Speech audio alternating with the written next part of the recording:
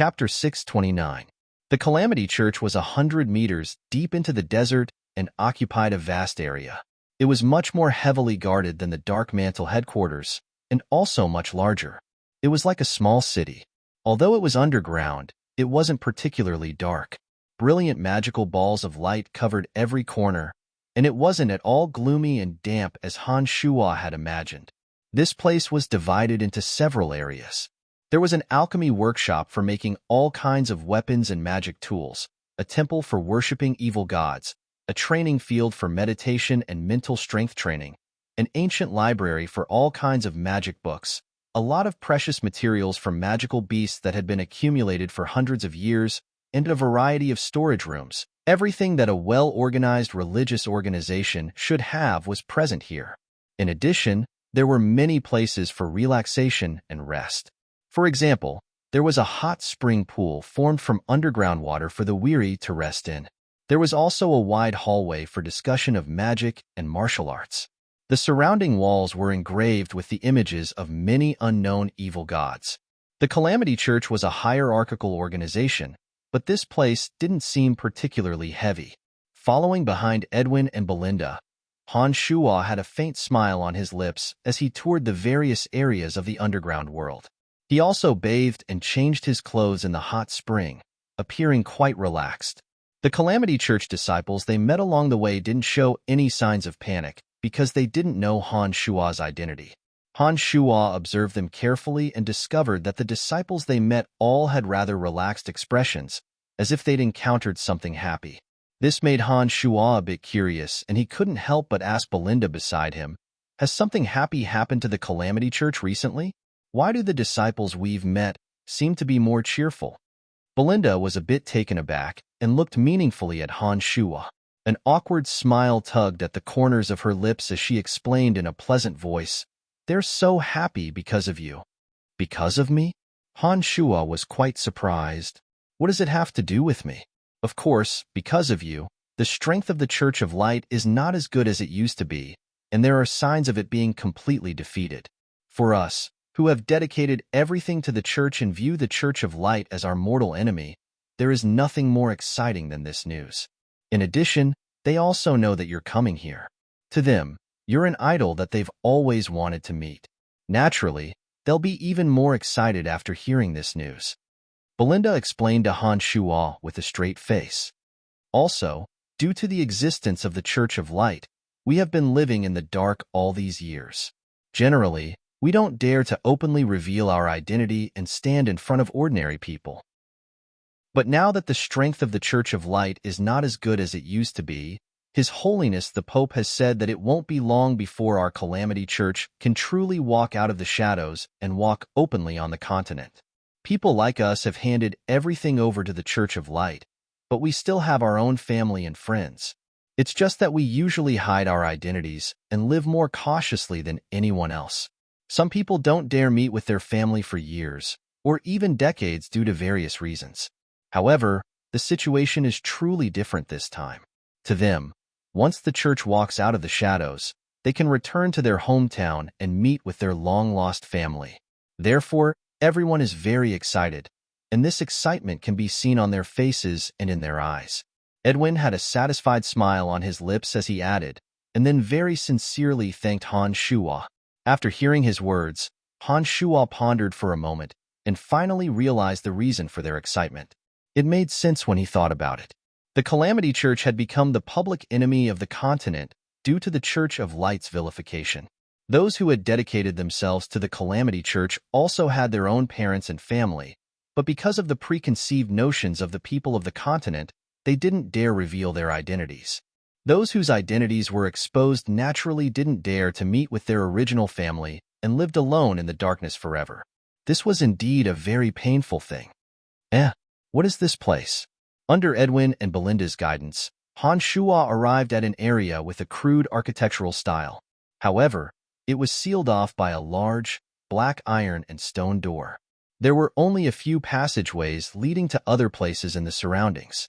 The reason why Han Shuo asked this question was because he sensed the presence of another base god and two demigods through the black iron and stone door. Han Shuo only sensed the presence of these three experts when he got closer.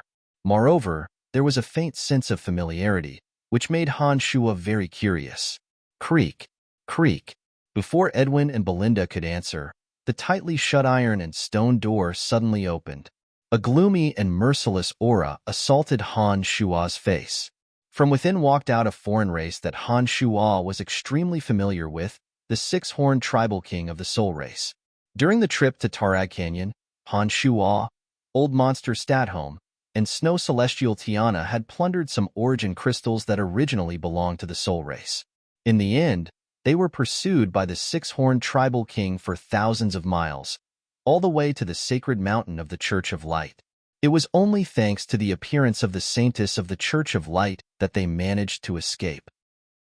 For a period of time, Han Shuo and Old Monster Statholm were constantly on guard against the six-horned tribal king's pursuit, fearing that they would be captured before their souls could fuse with the origin crystals. Later on, due to the uniqueness of Han Shuo's consciousness, he found a way to conceal his soul. After exiting the Cemetery of Death, he even deliberately released his soul energy in order to lure the six-horned tribal king of the Soul Race to the Shrine of Ice. However, after the six-horned tribal king arrived within the territory of Angela Empire, for some unknown reason, he had remained there for a very long time and did not come to the Shrine of Ice to seek revenge on Han Shuo. When Han Shuo returned to Lancelot Empire after dealing with the Shrine of Ice, Tanai encountered the Primordius Dragon in the depths of the Dark Forest. He was schemed against by both the Church of Light and the Primordius Dragon. Due to a freak combination of factors, he ended up staying in the Abyss Realm for 5 years. After he returned, he had been busy dealing with Lancelot Empire and his recent feud with the Primordius Dragon. He had neglected this enemy and did not expect to bump into him at the headquarters of the Calamity Church. When he saw the six-horned tribal king this time, he recalled the special position of this place in Angela Empire and carefully recalled the location he sensed 5 years ago when he sensed the six-horned tribal king's location in Angela Empire. Suddenly, he was enlightened and blurted out, "So that's how it is. So you were here 5 years ago. It seems that you either had a fight with the Pope or something else happened." The six-horned tribal king of the Soul Race walked out, followed by his 2 Penahorn subordinates. After listening to Han Shuo's words, his ice-cold, emotionless eyes revealed some doubt. After sizing up Han Shuo for a long while, he asked in the common tongue, "Who are you? Do I know you?" Han Shuo stared blankly for a moment, but soon came to his senses. As his strength had advanced by leaps and bounds over the past few years, Han Shuo's consciousness had undergone another transformation after reaching the Nine Changes realm. It was no longer the same as its original soul imprint. This six-horned tribal king of the Soul Race reckoned that it would be very difficult for him to distinguish a human's appearance. Just like how Han Shuo couldn't tell the difference between a magical beast of the same species, the six-horned tribal king also couldn't recognize Han Shuo. Han Shuo recalled the grievance he suffered in the tribal king's hands back then. His consciousness changed slightly, slowly returning to its original state and strength. He stared at the six-horned tribal king and said with a mischievous smile, "Now do you know who I am?" The six-horned tribal king was all too familiar with Han Shuo's soul imprint in this state. He abruptly roared in rage, "It's you, the thief who stole my things." "Thief?" Han Shuo shook his head and laughed involuntarily. Over the years, he had been called many things, such as Demon King, Demon, the greatest heretic of Profound Continent, and so on. However, none of them had ever dared to call him that. Therefore, when he suddenly heard someone call him a thief, Han Shuo didn't know whether to laugh or cry. But when he carefully thought about it, there was nothing inappropriate about the six-horned tribal king calling him that. Given what they had done back then, it was perfectly normal for them to be called thieves. They had indeed stolen the few origin crystals that belonged to the six-horned tribal king before he could come out of his body. What else could they be called if not thieves? After being called a thief, before Han Shuo could say another word, the six-horned tribal king suddenly charged at Han Shuo in a fit of rage. His whip-like tail whizzed at Han Shuo's consciousness. The tribal king's strength had advanced by leaps and bounds. Facing the six-horned tribal king who hadn't changed much, Not only did Han Shuo not show the slightest fear, he even appeared very calm and unruffled. He raised his hand and clawed at the tribal king's serpent-like tail. His body was as steady as a boulder, and his consciousness remained unscathed under the six-horned tribal king's attack. However, after so many years, Han Shuo was no longer the same Han Shuo who had to flee for his life with Stratholme the old monster. Now that his strength had advanced by leaps and bounds, not only did he not show the slightest fear when facing the six-horned tribal king, he appeared very calm and unruffled. He raised his hand and clawed at the six-horned tribal king's serpent-like tail. His body was as steady as a boulder, and his consciousness remained unscathed under the six-horned tribal king's attack. To this day, Han Shuo had no idea what energy this six-horned tribal king of the soul race cultivated. However, Han Shuo could roughly determine their strength through the horns on their heads. He estimated that their strength might be related to some special race. How did you become so powerful all of a sudden? The six-horned tribal king of the soul race was startled and stuttered as he cried out in surprise when Han Shuo managed to block both his physical and soul attacks. While chuckling mischievously, the demonic yuan in Han Shuo's body abruptly erupted. His other hand stretched out at lightning speed and pressed on the tribal king's neck. The tribal king's enormous body was firmly pressed against the pitch-black wall of iron and stone behind him, immobilizing him. Clang! The demonic blades were unsheathed and pressed against the six-horned tribal king's neck. The chilling, cold radiance of the blades carried a suffocating killing intent. The six-horned tribal king didn't dare to move an inch. It's as easy as flipping my hand if I want to kill you now. Do you understand? Han Shuo said indifferently as he looked at the six-horned tribal king smilingly. The shock in the six-horned tribal king's eyes grew more and more intense. He stared at Han Shuo for a few seconds before nodding woodenly. With a faint smile, Han Shuo loosened his big hand that was pressing on the tribal king's neck and said calmly, then behave yourself. Let's talk. Chapter 630. All of this happened in the time it takes for a spark to fly off a flint.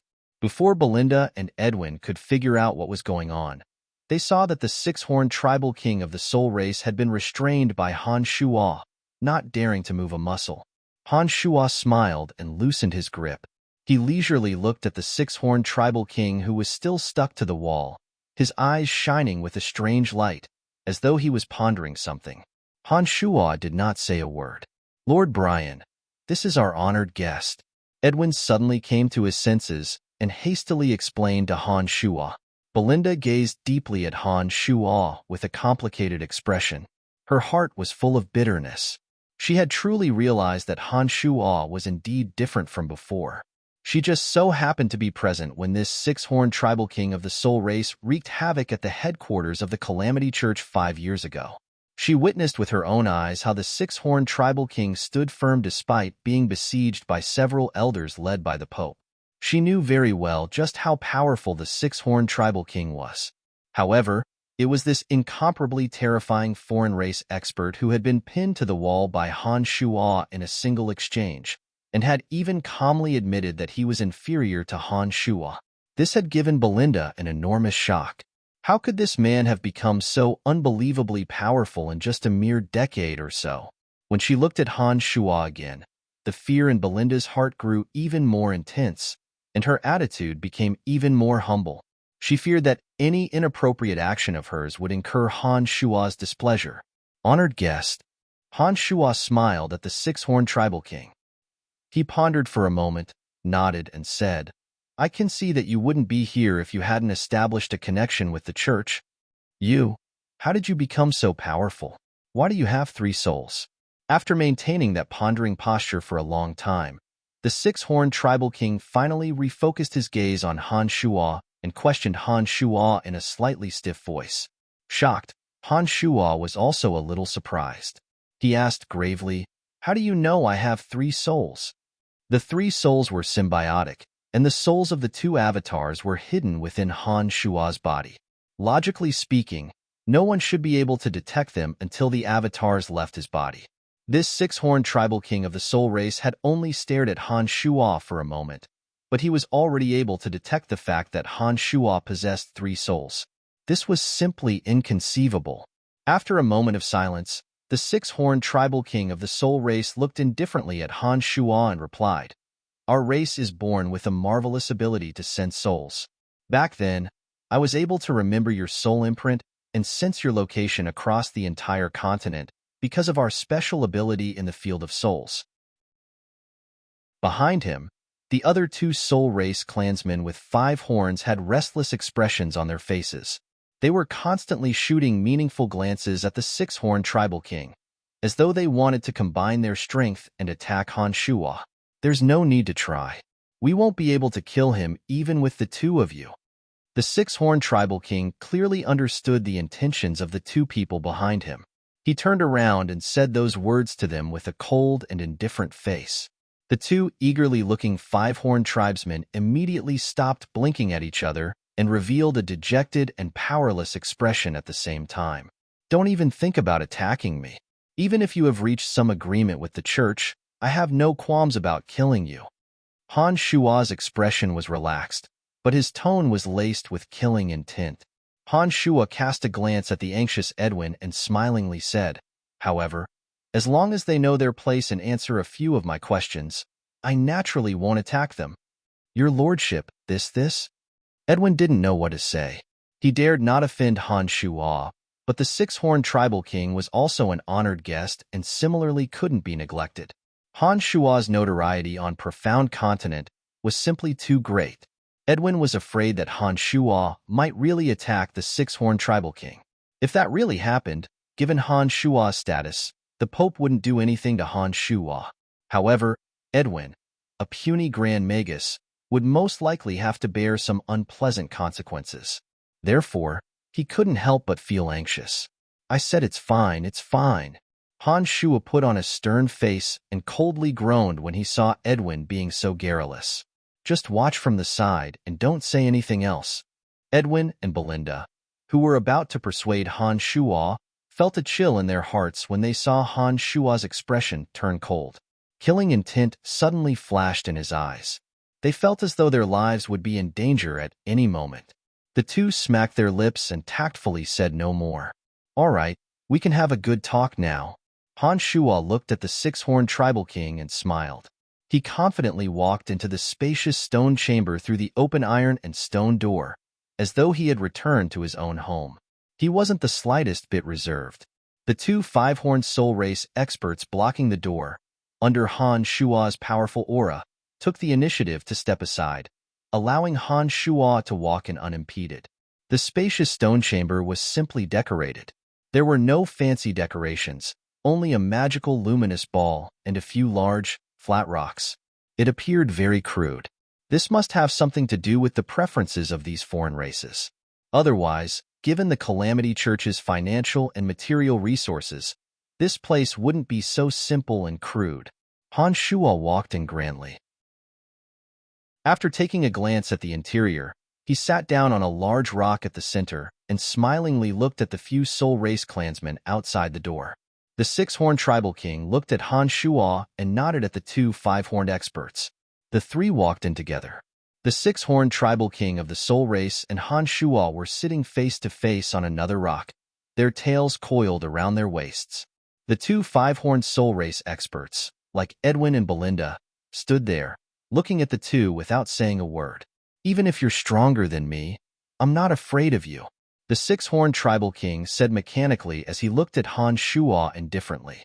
He didn't seem to have too many human emotions and desires, but only merciless indifference. Han Shuo believed his words because even after he had displayed his overwhelming strength, this 6-horned tribal king of the soul race did not reveal the slightest bit of fear. They were cold-blooded by nature, not only toward others, but also toward themselves. During his trip to the Abyss Realm, Han Shuo had gained some understanding of some foreign races. He understood that they weren't as afraid of death as humans. "It doesn't matter whether you're afraid of me or not.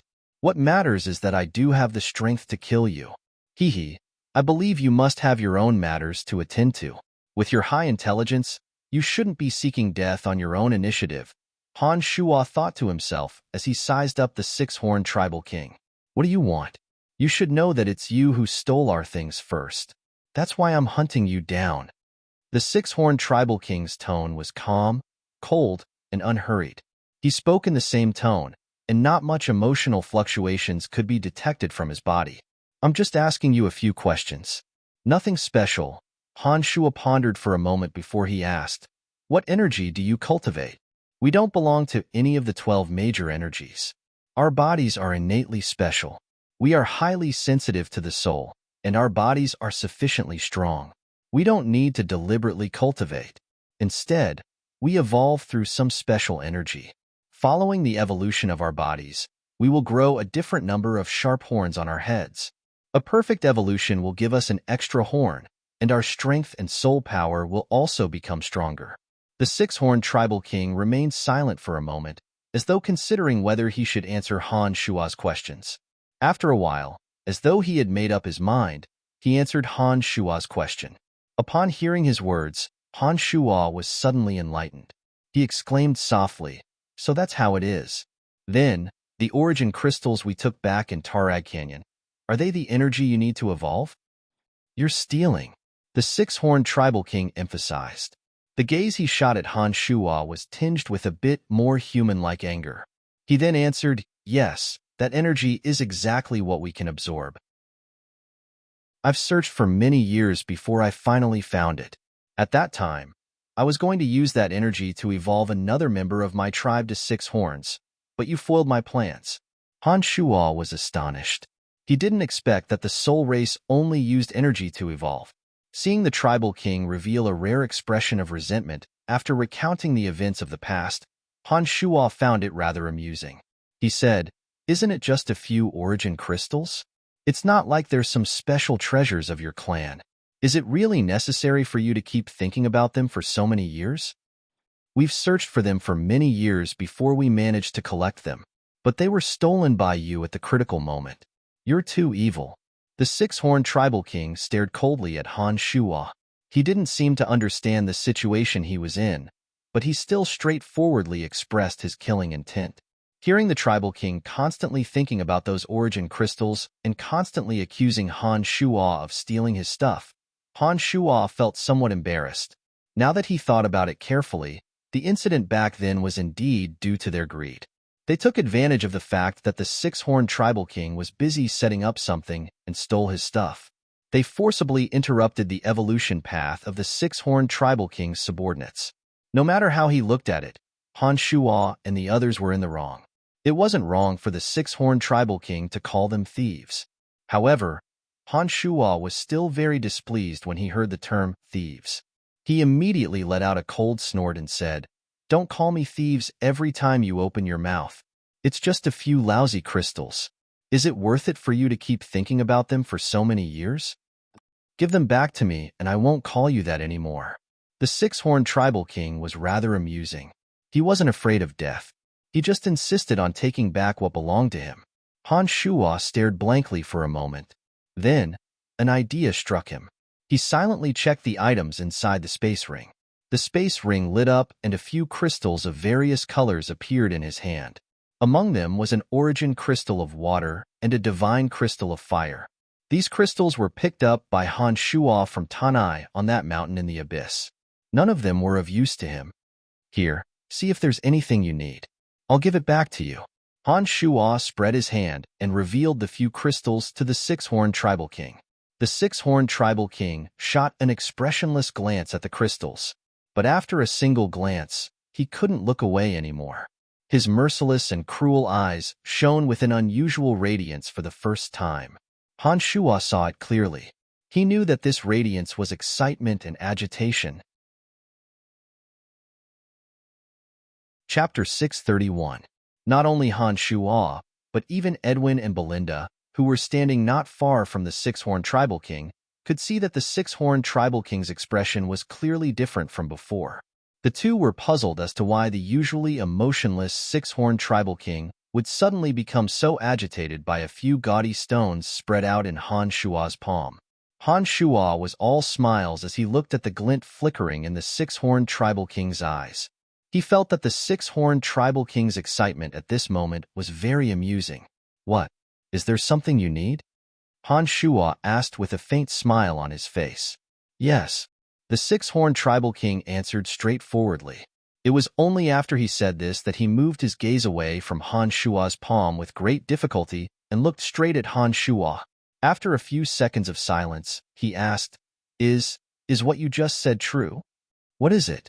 Han Shuo asked even though he already knew the answer. That is, if you give it back to me. The six-horned tribal king sized up Han Shuo with a deadpan expression. His voice was somewhat hurried, not quite in line with his usual behavior. Of course. Which of these stones do you think can make up for the loss from that time? The stones in his hand were all from the abyss.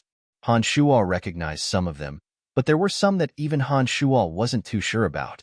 However, the fact that they could be found in the abyss meant that they must have been left behind by the gods who had perished in the past. Anything that could be carried around by gods couldn't be too shabby. Of this, Han Shuo was certain. The six-horned tribal king, who had always been quick to react, became hesitant after hearing Han Shuo's words. He stared at Han Shuo's palm with tiny spots constantly jumping in his eyes, as though he was rapidly pondering an important question.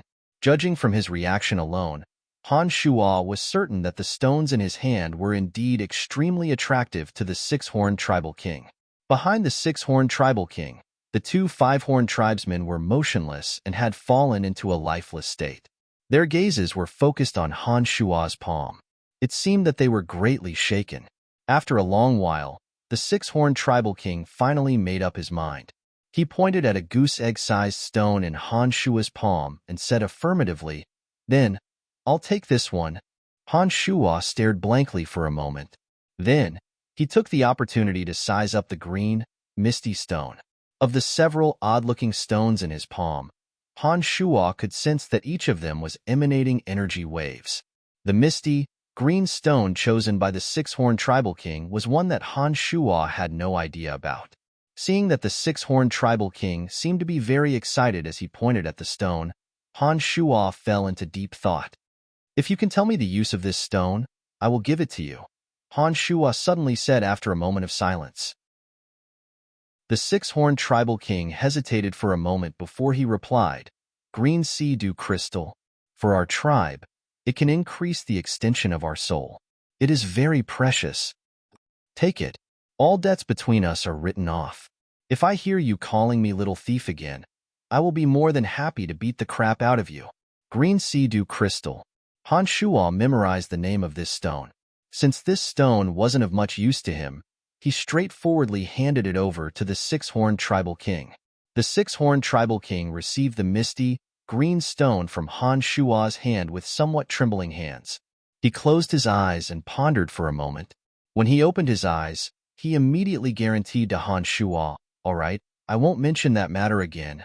Edwin and Belinda, who had been looking rather nervous, finally heaved a sigh of relief. As long as Han Shuo and the six-horned tribal king didn't come into conflict, the Pope of the Calamity Church wouldn't blame them. Their objective was to let Han Shuo have a good rest.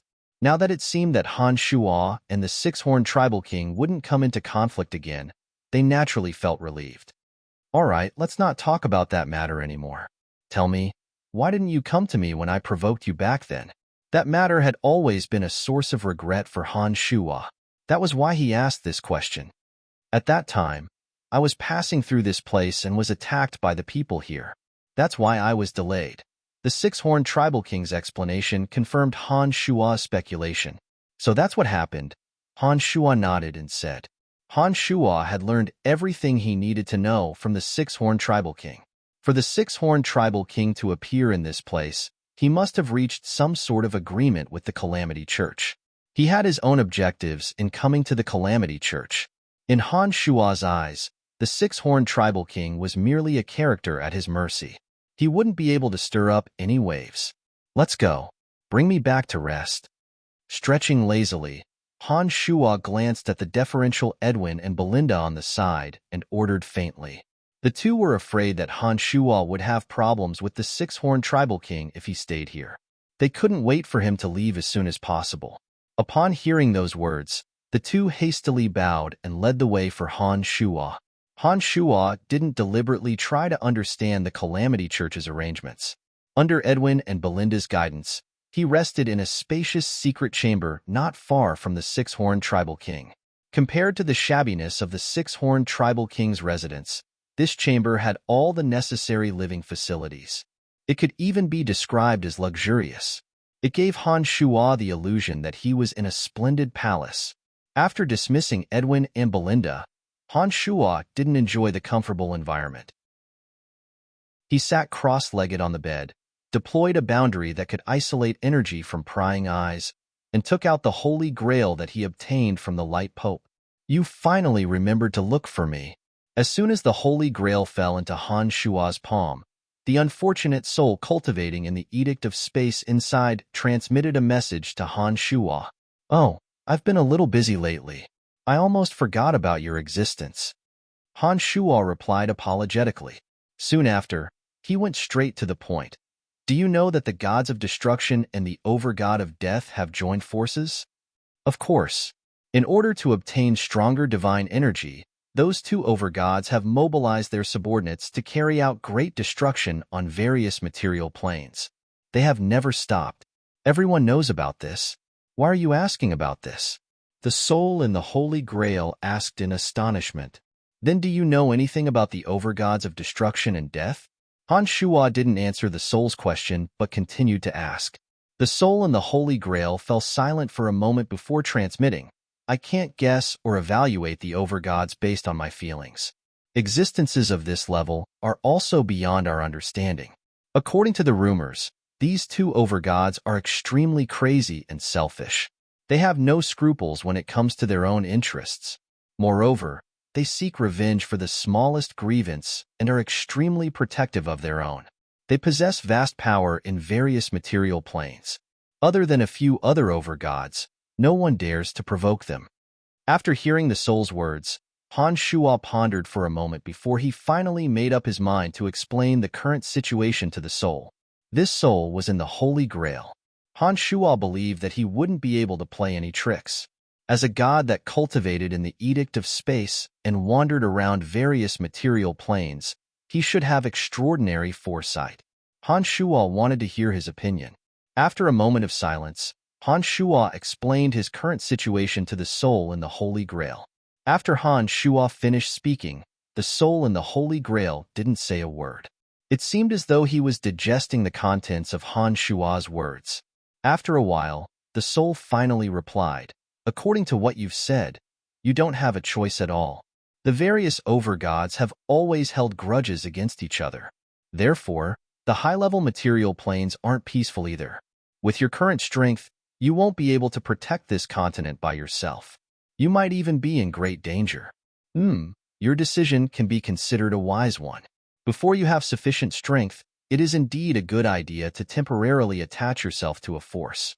Besides, the two chief gods of death and destruction are famous for being protective of their own. If you can gain their trust and favor, not only will your safety be greatly guaranteed, you might even be able to obtain many benefits. According to what you've said, there's no problem with what I've done? Han Shuo asked. There's no problem with what you've done. However, there's one thing you must take note of. Although the two overgods are extremely protective of their own, they only do so to their subordinates with potential and ability. The experts under them also have the same way of thinking and doing things. No matter who you've reached an agreement with, you must display your value in a short period of time. Let them feel that you're worthy of their protection. If you let them think that you're worthless, they won't care about you. Then, you can only become cannon fodder. After a pause, the soul in the Holy Grail reminded Han Shuo, letting Han Shuo understand the way those in power did things. After hearing what he said, Han Shuo nodded solemnly. He slowly digested the meaning of the soul's words. After a while, he smiled and transmitted. I think I understand what you mean. Oh, right, we've known each other for so long, but I still don't know your name. McKinley, the voice in the Holy Grail, replied briefly after a moment of silence. My name is Han Shuo. All right, I need some time to properly digest what you've said. Goodbye. I'll look for you if there's anything. After the transmission, Han Shuo didn't wait for McKinley's reply. He put away the Holy Grail and spent a long time thinking about his decision. The underground of the desert was similar to the cemetery of death. Neither the sun nor the moon could be seen, and there was no concept of time. Han Shuo felt that he hadn't been thinking for long before he was invited away by Wolf and Bert Zeely. His Holiness the Pope has informed all the elders of your arrival. Currently, His Holiness the Pope and the elders are waiting for you in the main hall. We've come to bring you there, Wolf said as he walked. When Wolf saw that there was no one around, he hesitated for a moment before cautiously reminding, the oldest elder in the church seems to be somewhat displeased with your arrival. He's the only transcendental existence in the church who possesses strength as great as His Holiness the Pope. He also cultivates in necromancy magic.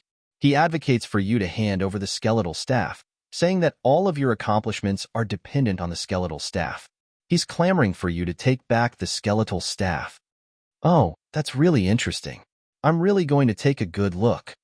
The same strength as the Pope, but he's just a base god of necromancy. Han Shuo sneered as he began to calculate in his heart. Chapter 632. On the way to the Cardinal's Hall of the Calamity Church, Wolf described the situation of the oldest cardinal to Han Shuo in great detail.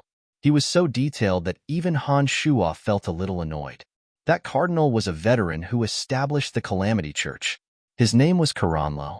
The reason the Calamity Church was besieged and suppressed by the entire continent hundreds of years ago was largely due to this person.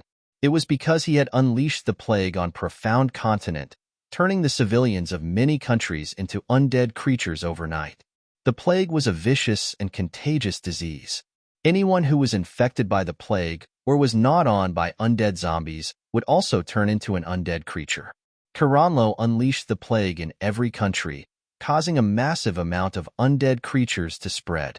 This finally enraged all the countries on Profound Continent. Before Caranlo's crazy actions, although the Calamity Church's reputation wasn't as good as the Church of Lights, it wasn't too bad. Back then, the followers of the Calamity Church had rather respectable statuses. However, due to the plague's rampage, every country on Profound Continent panicked and changed their attitude towards the Calamity Church, turning the Calamity Church into the public enemy of Profound Continent. In that great war, the Church of Light mobilized all its white priests and traveled to every country on Profound Continent.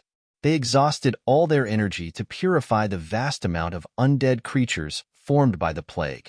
It was also at that time that the Church of Light, a tiny religious organization, seized the opportunity of a lifetime and ascended to the throne of the #1 religion on Profound Continent. Meanwhile, the Calamity Church was besieged and suppressed by all the countries on Profound Continent, forever hiding in the darkness. The headquarters of the Calamity Church was also established during that period. As the main culprit behind that unforeseen event, Caranlo was extremely lucky to survive. As Caranlo was one of the oldest seniors of the Calamity Church, although some people within the church held grudges against him for his actions, they tolerated it when the Calamity Church was facing a critical moment of life and death. After that, Caranlo realized how disadvantageous his madness was to the Calamity Church. For the next several hundred years, he lived in seclusion and rarely interfered with the internal affairs of the church. Caranlo's strength was already very formidable to begin with. After several hundred years of bitter training, he had advanced even further and became one of the most powerful existences in the church. Within the church, Caranlo's influence was second only to the Pope. Many of the current core forces of the church had once received guidance from Caranlo. The long passage of time had made everyone forget about his erroneous judgment back then. After many years of silence, seeing that the Church of Light was on the brink of destruction, Caranlo once again came out to stir up trouble. The Cardinal's Hall was located at the center of the Calamity Church. The entire hall was solemn and dignified. Bright magic lamps hung high above the black stone ceiling. The surrounding walls were engraved with all kinds of images of evil gods. Some comfortable and soft magical beast hides were laid on the hard stone floor. White bones were arranged in all sorts of strange shapes and filled the four corners of the Cardinal's Hall. When Han Shuo walked in, the dozen or so cardinals of the Calamity Church, as well as that big fat pope, immediately cast their gazes on Han Shuo. The strength of these people was a mix of good and bad. The stronger ones possessed the strength of base gods, while the weaker ones were merely in the sacred grade realm. Each and every one of them looked extremely old and decrepit. Thick, evil auras emanated from their bodies. Their eyes were either ferocious, sinister, or numb. Excluding the fat pope, there were a total of 13 cardinals. Among them, one was a base god, 3 were demigods, and the rest were all sacred grade experts. Most of them cultivated in the energy of death, darkness, destruction, summoning, and other elements. Before coming over, Wolf had described Karanlo's appearance to Han Shuo. Han Shuo didn't even need to use his consciousness to sense Karanlo. With a single glance, he could tell that the tall and skinny Karanlo, whose eyes glowed with a demonic green light. The aura of death on Karanlo's body was so heavy that he couldn't sense any aura of life. Karanlo looked more like an undead creature than a human. While Han Shuo was sizing up the people in the Cardinals' Hall, those people were also sizing up Han Shuo. Karanlo, in particular, made no effort to conceal the hostility in his eyes. He was constantly scanning Han Shuo's body with a gaze that could make an ordinary person's hair stand on end. All of a sudden, a soul-probing energy shot toward Han Shuo from Karanlo. When that soul energy came, the corners of Karanlo's mouth curved into a sinister sneer, as though he wanted to humiliate Han Shuo. Han Shuo, who already had a plan in mind, had a genial smile on his face from beginning to end. He cheerfully sized up Karanlo. With a thought of his consciousness, his soul energy, which was much more powerful than Han Shuo's, suddenly tightened and ruthlessly struck Karanlo. Ugh! Karanlo couldn't help but let out a soft cry after his soul energy was struck by Han Shuo. He clutched his head in pain. His appearance was neither human nor ghost, making him look even more malevolent and terrifying. After Karanlo's head felt a little better after suffering a sneak attack, he coldly stared at Han Shuo and softly shouted, You dare to attack me? Pope, who is this guy? Han Shuo didn't pay any attention to him. He merely looked at the fleshy fatty with a beaming smile and innocently said, I just came in and haven't even sat down. Why is he suddenly slandering me? None of the people present in the hall were weak. Although many of them didn't know the specifics of the situation, they could faintly sense the confrontation between the two souls. Han Shuo had a very sincere and innocent look on his face. He had obviously taken advantage of the situation, but he still acted as though he was being wronged. His ability to lie with his eyes wide open immediately won the unanimous approval of everyone present. Truly shameless and malicious, as expected of one of us. No wonder the Church of Light couldn't gain any advantage in his hands. The many cardinals in the hall secretly sighed in their hearts. They were all sinister, cunning, and wicked people. They sincerely admired Han Shuo's actions. The big fatty pope didn't know whether to laugh or cry. Han Shuo had clearly taken advantage of the situation, and yet he was still trying to act innocent. There was nothing he could say. He let out a hollow laugh and tried to mediate the situation. You must be mistaken. Before the two could say anything else, he hastily raised his voice and said, Come, let me introduce you all. This is the most outstanding young talent of our church, Brian. I don't think I need to narrate his deeds, do I? Well done. I can tell at a glance that you're one of us. Yes, although you're not a member of the church, no one treats you as an outsider. Each of these people was more hypocritical than the next. All of them were sincerely praising Han Shuo. It was at this moment that another group of people walked in from behind. When Han Shuo turned his head to look, he discovered that it was the six-horned tribal king of the soul race and his 2 pentahorn subordinates. This somewhat surprised Han Shuo. He couldn't understand why a foreigner would be allowed to attend such an internal meeting of the Calamity Church. Brian, let me introduce you. These are our people. In the Great War 5,000 years ago, one of the leaders on our side came from them. As soon as the big fatty saw the soul race clansman enter, as though he knew about the grudge between him and Han Shuo, he immediately revealed his identity as the six-horned tribal king to Han Shuo. Meanwhile, Karanlo, who had just secretly crossed swords with Han Shuo, suddenly fell silent. He looked at Han Shuo and the six-horned tribal king as though he was watching a joke. as though he was waiting for the six-horned tribal king to make a move on Han Shuo. It appeared that all the cardinals present were well aware of the enmity between Han Shuo and the six-horned tribal king. They had only heard of Han Shuo's might and had never seen it for themselves. Therefore, they were still skeptical. However, most of the cardinals present had a deep impression of this six-horned tribal king of the soul race. They knew that his strength was extremely terrifying. Now that the two of them had encountered each other, their eyes were filled with contemplation. No one knew what they were thinking. It turned out that the soul race had participated in the Great War 5,000 years ago that involved all the experts on Profound Continent. Who would have thought that these foreigners were actually one of the leaders of the evil forces back then? No wonder. After hearing the Pope's words, Han Shuo was suddenly enlightened. With a quick glance, Han Shuo understood what was on the minds of the many cardinals present in the hall. He sneered incessantly in his heart. After carefully sizing them up, he saw that the big fatty Pope was the only one with a calm and unruffled expression. It appeared that Edwin and Belinda had pledged allegiance to him. The two must have reported to him what happened with the six-horned tribal king yesterday. Otherwise, he wouldn't have appeared so calm. These people would look at Han Shuo from time to time, and then at the six-horned tribal king of the soul race. They seemed to be waiting for something. Karanlo was even more anxious. Seeing that the two of them had yet to fight, he suddenly thought of something. He suddenly let out a sinister laugh and said, "The two of you must be old acquaintances. According to our understanding, the two of you met Tanai at Tarag Gorge and had some misunderstandings. Am I right?"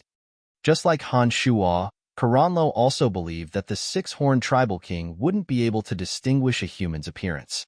Therefore, he maliciously warned Han Shuo, all in preparation to see Han Shuo make a fool of himself. How could Han Shuo not know what Karanlo was thinking? Hee, that's right. When you were at Tarag Gorge, I indeed had some misunderstandings with this one, Han Shuo calmly admitted. The crowd's hearts tightened, as though they had all anticipated what was about to happen. Each and every one of them focused their attention on the six-horned tribal king of the soul race, waiting for him to make his move. They knew how cruel and merciless this foreigner was. He didn't have too many scruples like a human. Therefore, it was only natural that he would attack Han Shuo without hesitation. Karanlo, on the other hand, was sneering incessantly in his heart. As someone who had personally attacked the six-horned tribal king alongside the Pope, he knew better than anyone else how dreadful the six-horned tribal king was. Seeing that a good show was about to unfold, he could hardly contain the excitement in his heart. However, despite the crowd's desperate wait, the six-horned tribal king did not make his move. Instead, he ferociously pounced on Han Shuo. Everyone was puzzled. They had no idea what the six-horned tribal king was thinking. "Brian took something from you. Don't you have a grudge against him? Back then, you told me that you would definitely kill him. What's the matter?" Karanlo couldn't wait any longer. Chapter 633. Grand Elder, watch your words. The big fat Pope reprimanded in displeasure. In the Calamity Church, Karanlo was only apprehensive of the Pope because the Pope was the only one in the entire Calamity Church who possessed strength on par with him. Upon hearing the Pope's shout, Karanlo immediately realized that his words were inappropriate and restrained himself a little. "He's stronger than me," the six-horned tribal king said indifferently as he looked at Han Shuo. "What? He's stronger than you?" Karanlo was taken aback. He was at a complete loss and found it hard to believe what Karanlo had just said. Other than the big fat Pope, the numerous elders of the Calamity Church in the hall also couldn't conceal the shock in their hearts as they stared at Han Shuo. Their minds were racing and their eyes were flickering. No one could tell what they were plotting. "Yes, he's stronger than me, and stronger than all of you here." The six-horned tribal king continued to categorize Han Shuo's valiant strength with certainty, as though he was afraid that the elders in the hall didn't understand what he meant. Because they knew that the six-horned tribal king would never speak nonsense, the crowd couldn't help but feel a little more vigilant when they looked at Han Shuo. After hearing the six-horned tribal king's words, some of the cardinals who had previously reached a secret agreement with Karanlo began to reconsider whether it was necessary to abide by that agreement. Impossible, impossible. Kiranlo mumbled in disbelief. His mind was in a state of confusion and confusion. Although they were all in the base god realm, there were naturally differences in strength. After joining hands with the Pope to deal with the six-horned tribal king, Kiranlo knew that the six-horned tribal king's strength was slightly more valiant than both he and the Pope due to his unique soul attack methods. As the only remaining Grand Elder of the Calamity Church, Kiranlo had had dealings with the Supreme Pontiff of the Church of Light. He knew that the Supreme Pontiff of the Church of Light's formidable strength was largely due to the support of divine weapons. Even so, the Supreme Pontiff of the Church of Light was only as strong as Kiranlo. According to Kiranlo's understanding, Han Shuo might be able to get rid of the Light Pope by a fluke, but he might not necessarily be able to defeat the six-horned tribal king. That was why he was provoking Han Shuo in every possible way, hoping that the six-horned tribal king would humiliate or even kill him. However, no matter how hard he guessed, he could never have guessed that the six-horned tribal king and Han Shuo had already met, and that Han Shuo's strength was completely different from what he had expected. In this way, as a cultivator of the elemental energy of death, it would be very difficult for him to snatch the Calamity Church's treasure, the skeletal staff, away from Han Shuo. "Brian, come and sit." The Pope of the Calamity Church was elated to see Kiranlo's unsightly expression. He smiled from ear to ear and shouted at Han Shuo. Every person in a high position did not wish for others to constantly point fingers at them, and he was naturally no exception. However, Kiranlo's reputation in the Calamity Church was exceedingly high. His strength was also exceedingly terrifying. Naturally, he formed a rather special force within the Calamity Church. This force could even influence his decisions at times. This made Kiranlo extremely dissatisfied. It was just that Kiranlo's identity and status were there for all to see. Although the Pope was dissatisfied, there was nothing he could do about it. Now, seeing Kiranlo being humiliated in front of Han Shuo, the big fatty felt very comfortable. Han Shuo did not stand on ceremony. Under the Pope's beckoning, he came to the big fatty's side, found an empty seat, and sat down without the slightest awkwardness. "Come, six-horned guest, come and sit beside me." While the Pope was beckoning Han Shuo, Kiranlo squeezed out a friendly smile on his face and greeted the six-horned tribal king enthusiastically. During this period of time, Kiranlo had been deliberately trying to rope in the six-horned tribal king, and he had indeed achieved some results. According to his thinking, the six-horned tribal king should naturally go over to him after he called out to Han Shuo. However, accidents always happen. This time, the six-horned tribal king did not pay any attention to him. Instead, to everyone's surprise, he walked straight toward Han Shuo, as though he did not hear Kiranlo's call at all. Seeing that the six-horned tribal king walked straight toward Han Shuo as though he did not hear his words, Kiranlo's expression turned even more unsightly. His gloomy and cold eyes constantly roamed between Han Shuo and the six-horned tribal king. No one knew what he was thinking.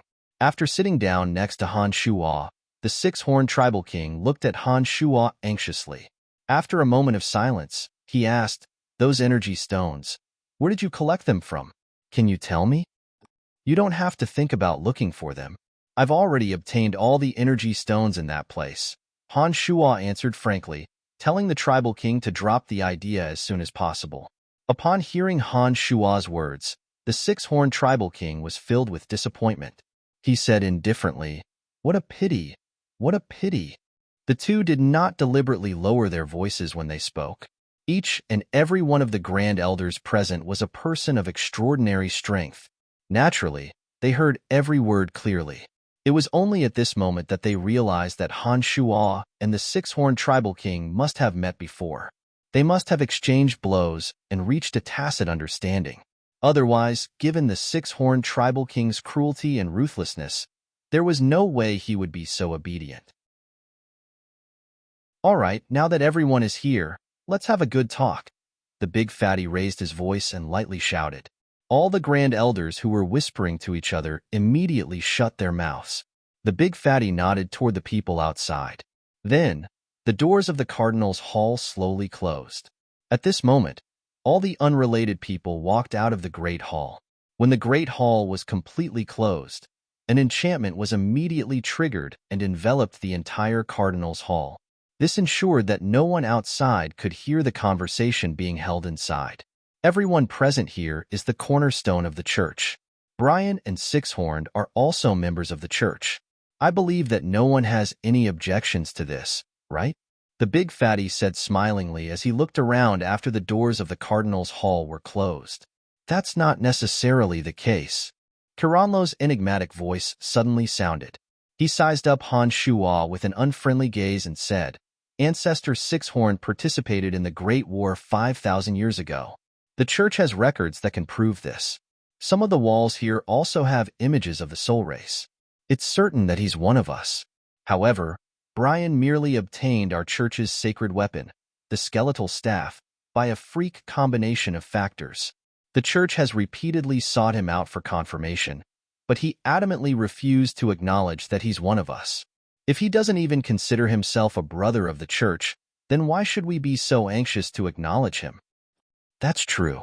Brian has never expressed this point. Could it be that he's rejecting our church? A sacred Magus master who also cultivated in the elemental energy of death hastily chimed in after Kiranlo's words. As he also cultivated in the elemental energy of death, he had received Kiranlo's guidance and had always stood by Kiranlo's side. He's the master of the skeletal staff. Of course he's one of us. There's no need to dispute this point. The reason why he never acknowledged his identity before was because he wasn't aware of the close relationship between the skeletal staff and our church. Now that Brian has personally come here, isn't this enough to prove his sincerity? The big fatty was usually all smiles. However, when he put on a stern face, the aura of someone who had been in a high position for a long time would immediately become overbearing, giving off an extremely oppressive feeling. When Han Shuo saw that the many cardinals in the hall were forced to smile awkwardly without daring to say anything, he immediately deduced that the big fatty indeed had the strongest influence in the Calamity Church. His stern face and cold shout at this moment were vastly different from his usual self. Han Shuo couldn't help but take a few more glances at the big fatty in astonishment. Don't you agree, Brian? When the big fatty saw that no one dared to say anything due to his imposing aura, he let out another cold groan. Then, he put on a faint smile and asked Han Shuo who stood beside him. Of course, the skeletal staff is in my hands, and I cultivate in necromancy magic. I've come here this time to make my stand clear. Han Shuo understood the Pope's intentions. His attitude was very sincere, as though he was returning home from a long journey. He even sighed endlessly after finishing his speech. How shameless! The many elders all had the same thought. They were all wily old foxes. How could they not see the true indifference beneath Han Shuo's sincere attitude? That's right. Brian is naturally one of us. There's no need to doubt him. The big fatty was all smiles again, as though the person with the stern face just now wasn't him at all. I can't see any sincerity in his words. Perhaps he covets the influence of our church on profound continent. Who knows what he's up to in coming here? Humph. The skeletal staff is a sacred relic of the church. For it to fall into the hands of such a junior will only bring shame to the skeletal staff.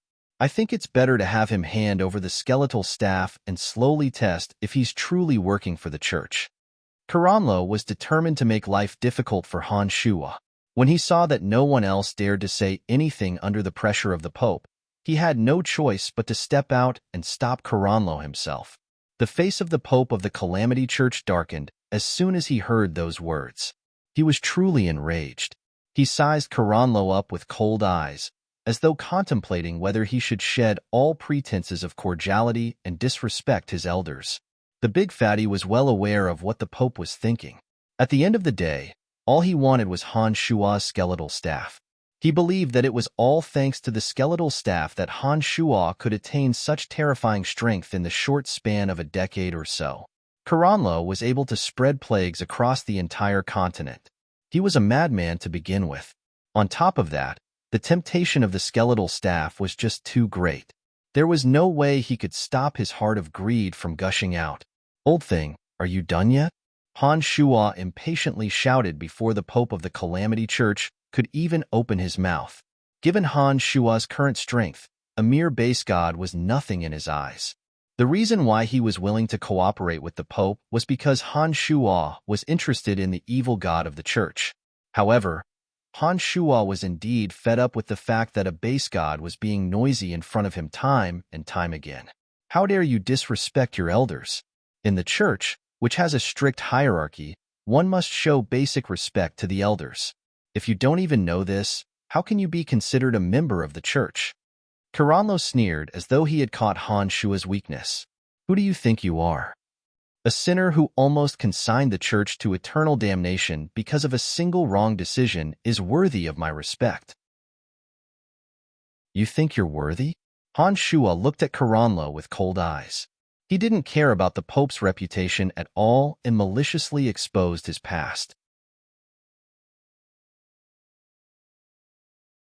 Chapter 634. How dare you say that about me? Caranlo's entire body was trembling.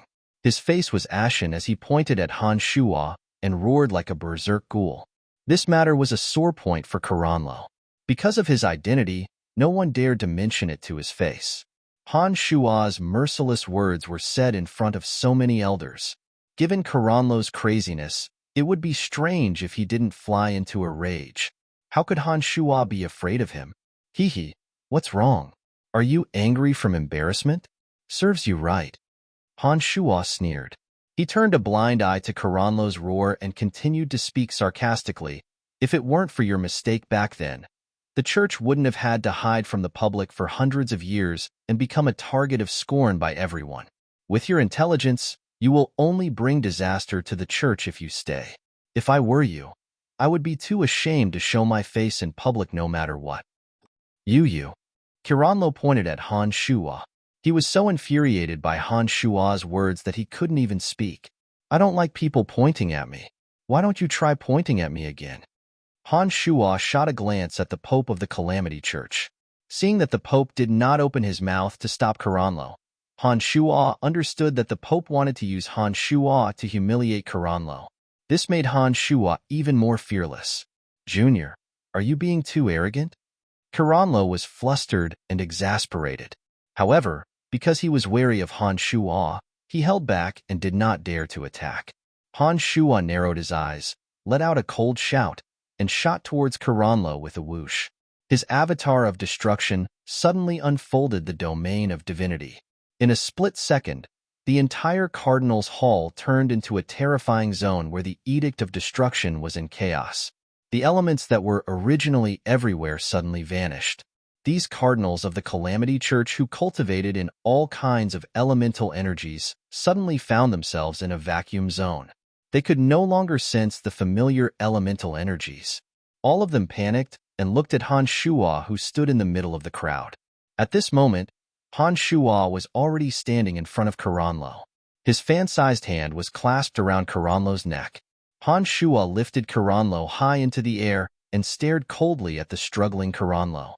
The moment they disagreed, they immediately attacked, not caring about the occasion at all. This kind of straightforward style caused everyone to feel a chill in their hearts. They were all intimidated. Caranlo's face was flushed red like a clown.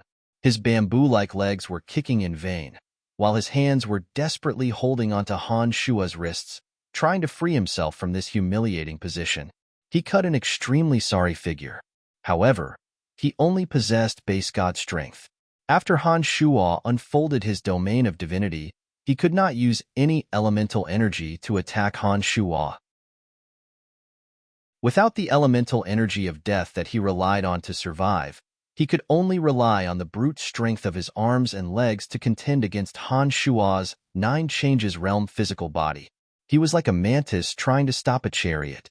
Even after exerting all of his strength, he still could not break free from Han Shua's grip. Suspended in midair, breathing became more and more strenuous. His face was so red that it looked as though he was smeared with blood. Caranlo, the Grand Elder who had been revered by everyone in the Calamity Church for centuries, was being lifted into the air by Han Shua by the neck. He was struggling like a clown without the slightest strength to resist.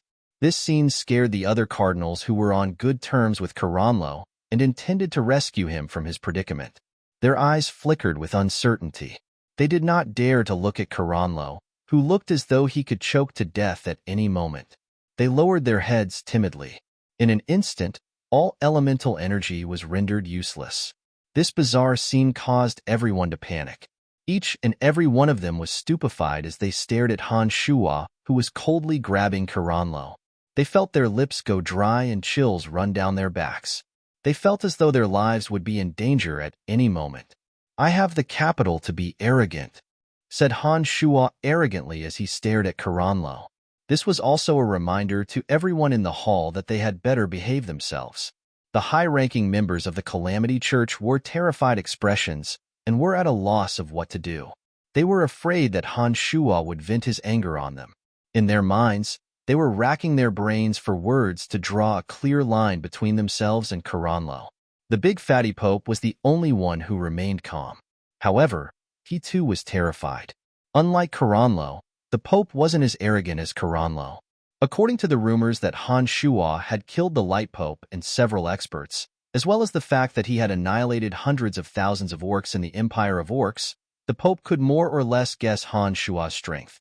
However, even though he had a rough idea, he was still frightened when he saw Han Shuo restrain Karanlo in an instant, to the point that Karanlo didn't even have the strength to retaliate. If Han Shuo could restrain Karanlo so effortlessly, it meant that Han Shuo could also kill him effortlessly. This fact made the big fatty very uneasy. However, he didn't show it. Brian, we're all on the same side. Karanlo was just a little talkative. He doesn't deserve to die. Please let him go. The big fatty saw that Karanlo's face was getting redder and redder, and that he could breathe his last at any moment. He hastily stepped forward to mediate the situation. Wherever Han Shuo's cold and stern gaze fell upon, the many cardinals of the Calamity Church would timidly lower their heads, not daring to look him in the eye. Han Shuo nodded in satisfaction and said coldly, "I'll give you face today and spare his worthless life. However, that middle finger that's pointing at me must still be broken." Upon finishing those words, Karanlo's middle finger that was pointing at Han Shuo emitted a crisp, snapping sound. Han Shuo casually tossed Karanlo into the air and fiercely slammed into the hard wall. Shortly after, Karanlo, who was finally able to breathe, let out a muffled groan, clutched his broken middle finger, and let out a blood-curdling screech. After doing all this, Han Shuo's body swayed and he flew back to his original seat, as though he had never moved at all. At the same time, the domain of divinity that enveloped the entire hall suddenly vanished. It was as though that terrifying, oppressive feeling from before was just an illusion. You. After letting out a blood-curdling scream, Karanlo glared venomously at Han Shuo, but he dared not step forward for revenge. Han Shuo's performance just now was simply too terrifying. This made Karanlo realize that even if all the people in the hall were to join forces, they wouldn't be able to withstand a single minute from Han Shuo. It was only at this moment that he truly believed the six-horned tribal king's words.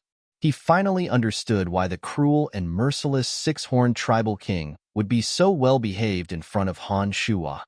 "You don't even have the qualifications to seek revenge on me. You'd better give up on that thought.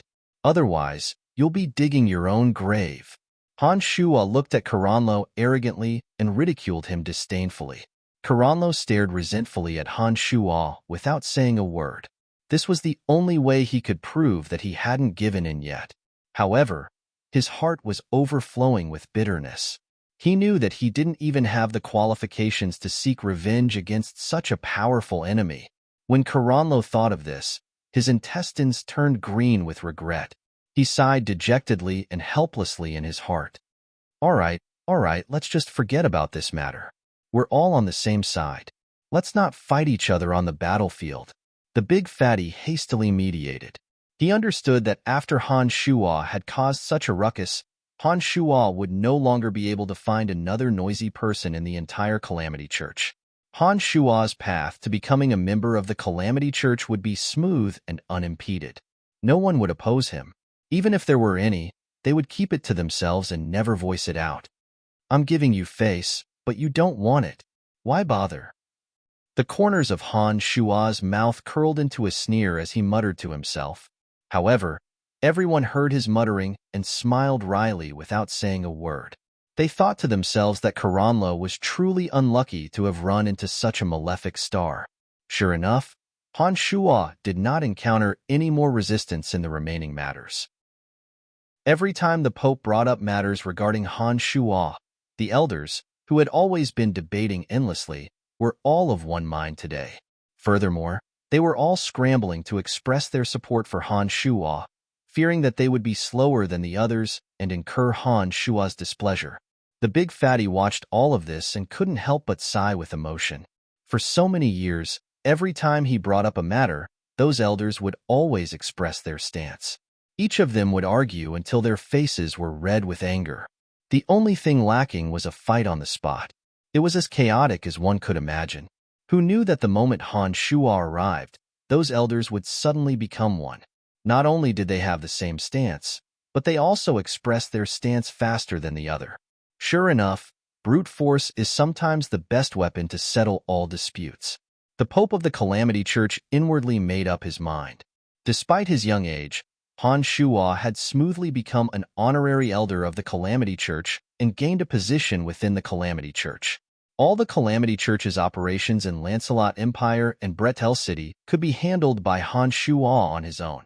The Pope had also handed Han Shua the information on all the members of the Calamity Church over there, as well as the distribution map of their forces.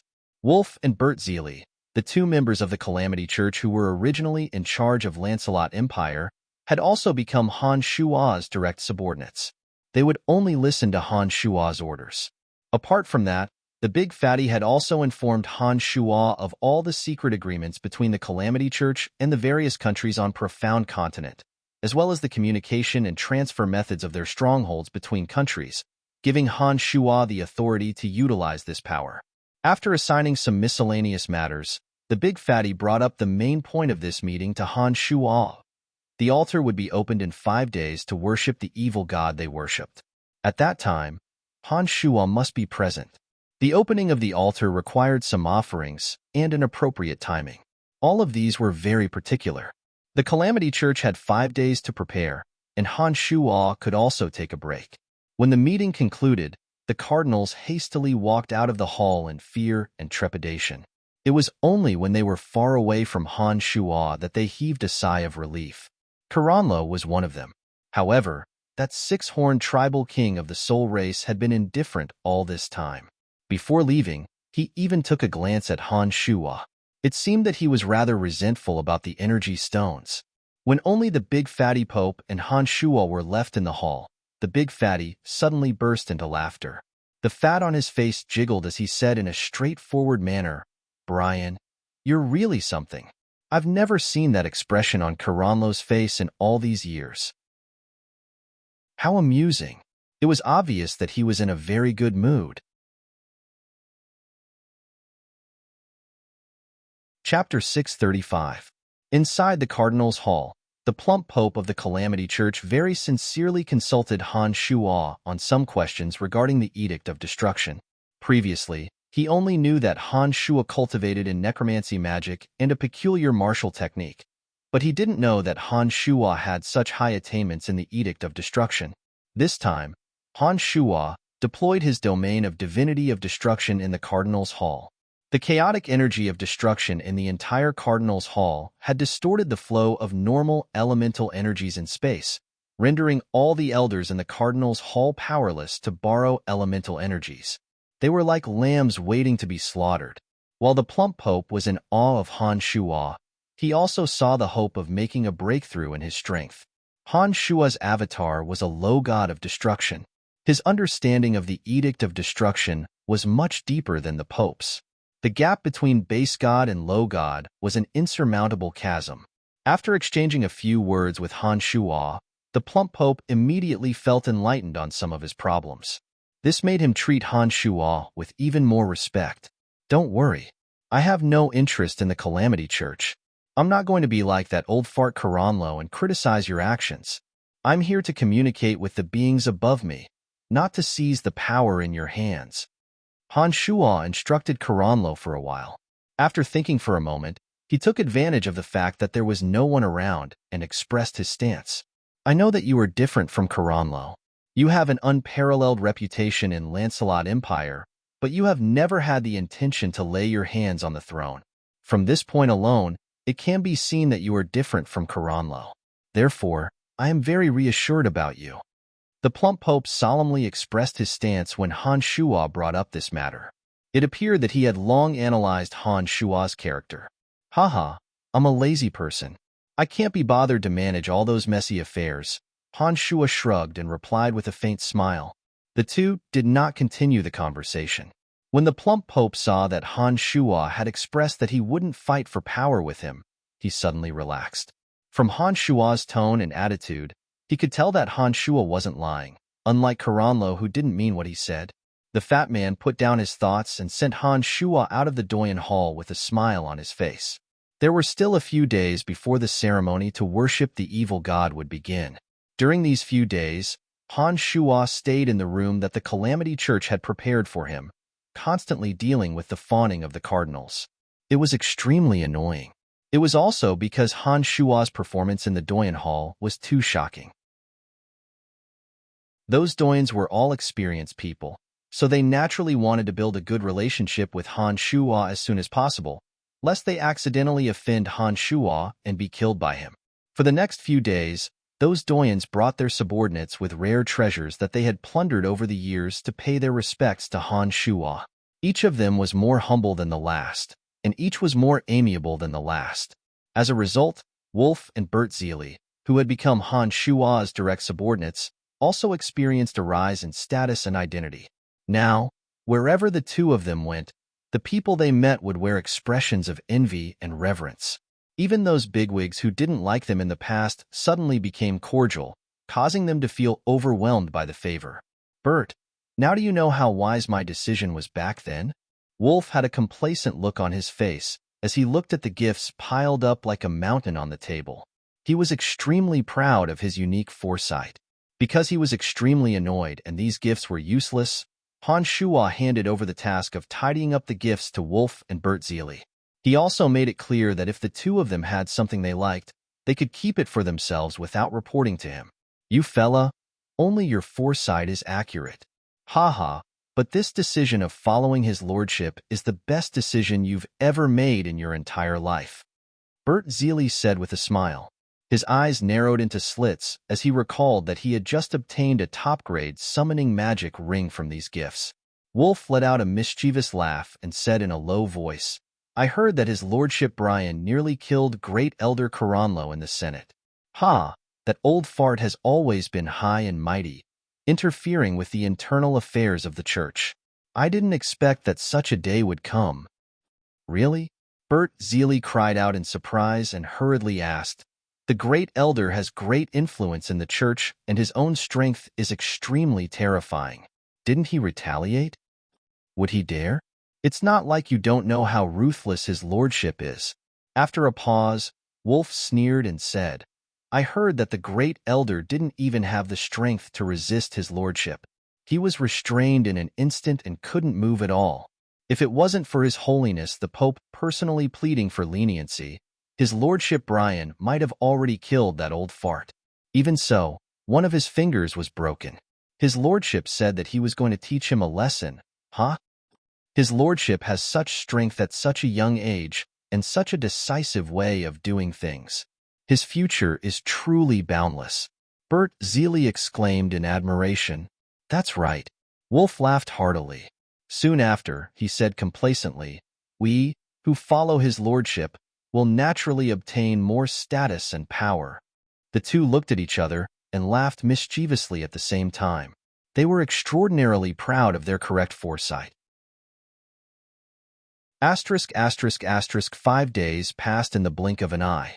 The Calamity Church's altar for the worship of the evil god was erected high in the center of the solemn and serene shrine. All the important figures of the church had arrived one after another to participate in the worship of the evil god. Han Shuo was personally brought to the shrine by the Pope of the Calamity Church. Along the way, all the young believers who had heard of Han Shuo's infamy didn't conceal the worship in their eyes and stared at Han Shuo. There were even some young and beautiful believers who stared at Han Shuo with their fiery eyes. They boldly threw flirtatious glances at him, wishing that they could take the initiative to throw themselves into Han Shuo's arms and lean on his broad chest to feel the manly aura of a peerless expert. The Calamity Church was different from the Church of Light. The Calamity Church was more casual when it came to the matters between men and women. The Calamity Church was also a religious organization that didn't have any scruples in doing things. Han Shuo's deeds over the years, under the deliberate promotion of the Pope and others, had practically become the code of conduct for the believers. Among the young believers, a ferocious trend of worshipping Han Shuo had fiercely blown up. It was more intense than anyone had imagined. When the fat Pope brought Han Shuo to the incomparably spacious shrine, after the crowd paid their respects to the Pope, one after another, they crazily shouted, "His Lordship Brian." Most of these people were youngsters, and they were incomparably passionate. Hundreds answered his call. Those who knew of Han Shuo's glorious feats all responded to his call, cheering endlessly. The fat Pope was about to say a few words of courtesy, but before he could speak, he discovered that the shrine was filled with shouts of "His Lordship Brian." His face was filled with embarrassment, and he didn't know what to say for a moment. He understood that the reason why these believers were so passionate was because of Han Shuo's thunderous methods. First, he annihilated the Shrine of Ice. Then he killed the Light Pope and the two demigods. Such deeds, under the publicity of the church, had left an extremely deep impression in their hearts. After all, from the moment they joined the church, they had been brainwashed to view the Church of Light as their greatest enemy in this life. The more they lived in the shadows and could not reveal their identities, the more they would realize that the Church of Light was the main culprit behind all of this. Naturally, they would hate Han Shuo even more. It went without saying what Han Shuo's annihilation of the three leaders of the Church of Light meant to them. Amidst the noisy cheers, the awkward-looking Pope of the Calamity Church forced a smile and said to Han Shuo, "I didn't expect that you would be so popular. You'd better say a few words to quell their enthusiasm." Han Shuo was also very embarrassed. He also didn't expect that he would usurp the limelight of the fat Pope without doing anything. After thinking for a moment, Han Shuo slightly raised his two hands and made a shushing gesture. Han Shuo was a little over 190 centimeters tall. His imposing figure stood out from the crowd of disciples. Add to that the fact that everyone had been staring at him. Everyone quickly quietened down when he made the gesture to keep quiet. It seemed that although Han Shuo wasn't a member of the Calamity Church, his deeds were simply too shocking, and he had accumulated quite a bit of reputation within the church. After raising his hands for only a few seconds, the shrine full of people quietened down from the clamor of a market. Everyone looked at Han Shuo with excitement. They looked at this peerless demon who was said to have single-handedly annihilated more than 100,000 orcs, annihilated the Shrine of Ice, and killed the Light Pope. They waited for him to speak. "Yes, I am Brian. I have come this time to participate in this memorial service. After coming here, I realized that the church is different from what I imagined. This place is like a small city. Everything that should be here is here. It's very comfortable." The crowd laughed and continued to listen to Han Shuo's speech. However, no matter how comfortable it is here, we are still in the underground world where we never see the light of day. It's just like the identity of us believers on the continent. We can never see the light of day. Han Shuo's tone changed as he shouted coldly. The crowd had complicated expressions on their faces, sighing incessantly. "I think it's time for us to come out of the underground world and walk before everyone in the open." Han Shuo looked around and remained silent for a while. Then, he suddenly shouted, "We should live in the outside world instead of hiding underground. We will kill anyone who dares to stand in our way. It won't be long before we can openly announce to everyone that we are believers of the Calamity Church. We will be respected by everyone. You will see it." Han Shuo shouted resolutely. As soon as Han Shuo finished speaking, the crowd was silent for a few seconds. Shortly after, they erupted into a frenzy like a volcano. Each and every one of them shouted the name Brian at the top of their lungs. "Brian, you are more suitable to be the leader than I am. I really couldn't tell that you were so good at stirring up people's hearts." Beside Han Shuo, The big fatty looked at Han Shuo and said with a straight face. His words were indeed from the bottom of his heart. Seeing that Han Shuo could make those fanatical believers even more frenzied with just a few words, the big fatty could only sigh at his own inferiority. He believed that even if he had the same strength as Han Shuo, he wouldn't necessarily be able to have such a great influence. Han Shuo let out a hollow laugh, shrugged his shoulders, and didn't say much.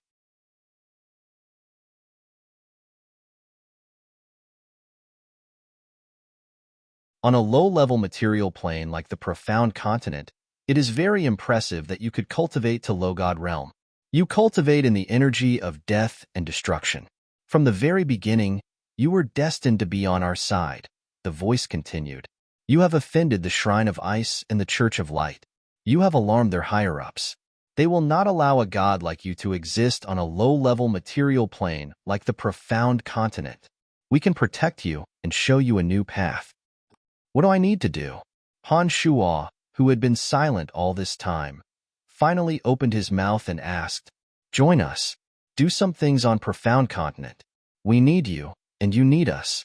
The bloody man said indifferently, "Do you want me to increase the influence of the Calamity Church on profound continent to the greatest extent possible, so that all living beings on profound continent will worship you?" Han Shuo asked. "No." To Han Shuo's surprise, the voice said, "If it is just for the power of faith to unify this continent, I won't make a personal appearance. A mere low-level material plane is not worth my effort. In addition, if you join us, you will become one of us. All the power of faith of all living beings on profound continent will be yours." Han Shuo was taken aback when he heard those words. He asked, "If not for the power of faith of profound continent, then what is it for? What can I help you with?" The population on profound continent is sparse. The power of faith isn't worth our fanfare at all. The reason why I called you here is to discuss something else with you. It's about the bottommost layer of the profound continent's underground world. The bottommost layer of the underground world. Han Shuo was startled yet again. Back when he was at the bottom of the cemetery of death, Han Shuo learned from the original owner of the skeletal staff that there was something strange about the bottommost layer of the underground world. He did not expect that this Calamity Church higher-up with high god strength would suddenly mention the bottommost layer of the underground world. What exactly was in the bottommost layer of the underground world? Why would the original owner of the skeletal staff mention it when the Shrine of Ice wanted to enter it? And why would this high god expert from who knows how many material planes away be thinking about it? "What's there?" Han Shuo asked. "Some very strange things. As for what they are, don't ask for the time being. I summoned you this time because I need your help. You have the Cemetery of Death in your possession. There is a magical matrix inside that can be used for interplanar transportation. I want you to activate the interplanar transportation matrix and charge it with sufficient energy. In about half a month, someone from our side will come over and accompany you to the bottommost layer of the underground world. During this period of time, you must try to find a way to enter the third layer of the underground world and ensure that nothing goes wrong in the Cemetery of Death. If the interplanar transportation matrix is destroyed, we will have no way of entering, and you will be doomed." Interplanar transportation was a two-way operation. If the interplanar transportation matrix on Han Shuo's side was not activated, and he didn't have enough energy stones, even if he had the interplanar coordinates, gods from other material planes wouldn't be able to come over. Be careful during this period of time. Gods from other material planes may also use interplanar transportation matrices to enter your continent. Some of them may be your enemies, such as those from the Shrine of Ice and the Church of Light. The voice continued. "How many interplanar transportation matrices are there on profound continent?" Han Shuo creased his brows and asked. "Other than the Cemetery of Death that you control, there is another one. Only the planar guardian of your continent can activate it. We were defeated in the last war and failed to occupy that interplanar transportation matrix. Fortunately, we left behind the Cemetery of Death as a backup. Otherwise, we wouldn't even be able to participate in this war."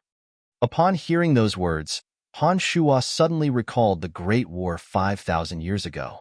The Calamity Church also had evil gods participating in that war, including the original owner of the skeletal staff, the ancestor of the soul race. But in the end, the Calamity Church suffered a crushing defeat, and the evil gods fled from Profound Continent in a sorry state. The planar guardian of Profound Continent was the Primordius Dragon. He was Han Shua's mortal enemy and should have been a member of the opposing faction back then. He would definitely send experts from the Church of Light or the Shrine of Ice to use the interplanar transportation matrix to come over. At that time, Han Shua would have to face a truly powerful god. This was unavoidable. If I were to kill that planar guardian and destroy their interplanar transportation matrix before that, wouldn't it be difficult for them to enter the cemetery of death? Han Shua asked. What you want to do may also be what the enemy wants to do. It's just that the interplanar transportation matrix isn't fixed. The cemetery of death can also be moved. Furthermore, there are special boundaries to prevent others from prying into it. It won't be easy for him to locate you, but it will be equally difficult for you to locate him. Under such special circumstances, I believe that the planar guardian will also carefully conceal himself and protect the interplanar transportation matrix, waiting for the arrival of his allies. I don't think you will be able to find him. Han Shua was stunned by those words. After learning the secrets of the Cemetery of Death, Han Shua knew that as long as he willed it, he could indeed move the Cemetery of Death as he pleased. In addition, the mysterious boundary surrounding the Cemetery of Death was indeed extraordinary. Back when Han Shua hid in the Cemetery of Death, the six-horned tribal king of the soul race was unable to sense his soul. This meant that the Cemetery of Death really could prevent others from prying into it. Come to think of it, ever since Han Shua returned to Profound Continent, carried out a bloodbath in Dragon Valley, and went on a killing spree all over Profound Continent, the Primordius Dragon had yet to find him. It appeared that it was just as the Primordius Dragon said, that it was temporarily hiding in an area where no one could pry into it, cautiously awaiting the arrival of its allies. All right, as the energy of the offering is limited, this is all I can tell you.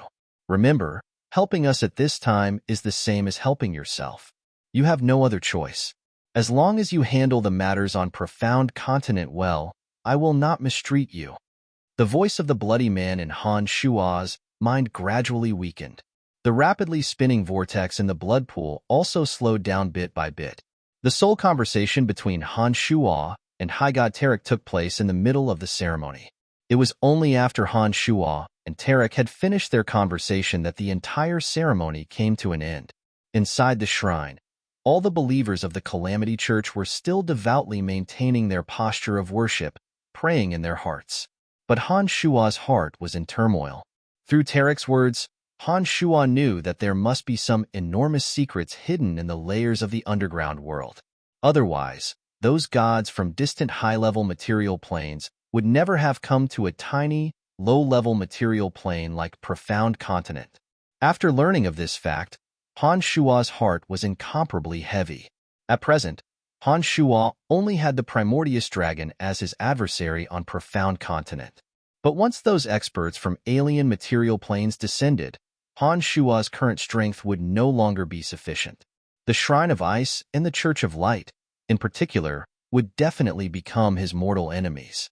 On Profound Continent, Han Shua might seem incomparably glorious.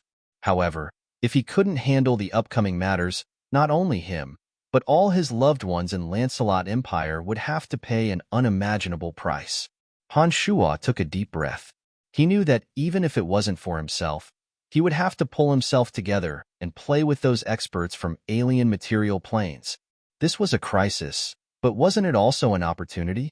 Han Shua thought resolutely to himself. Demonic cultivators always distinguish themselves in the midst of cruel slaughter, and this time was no exception.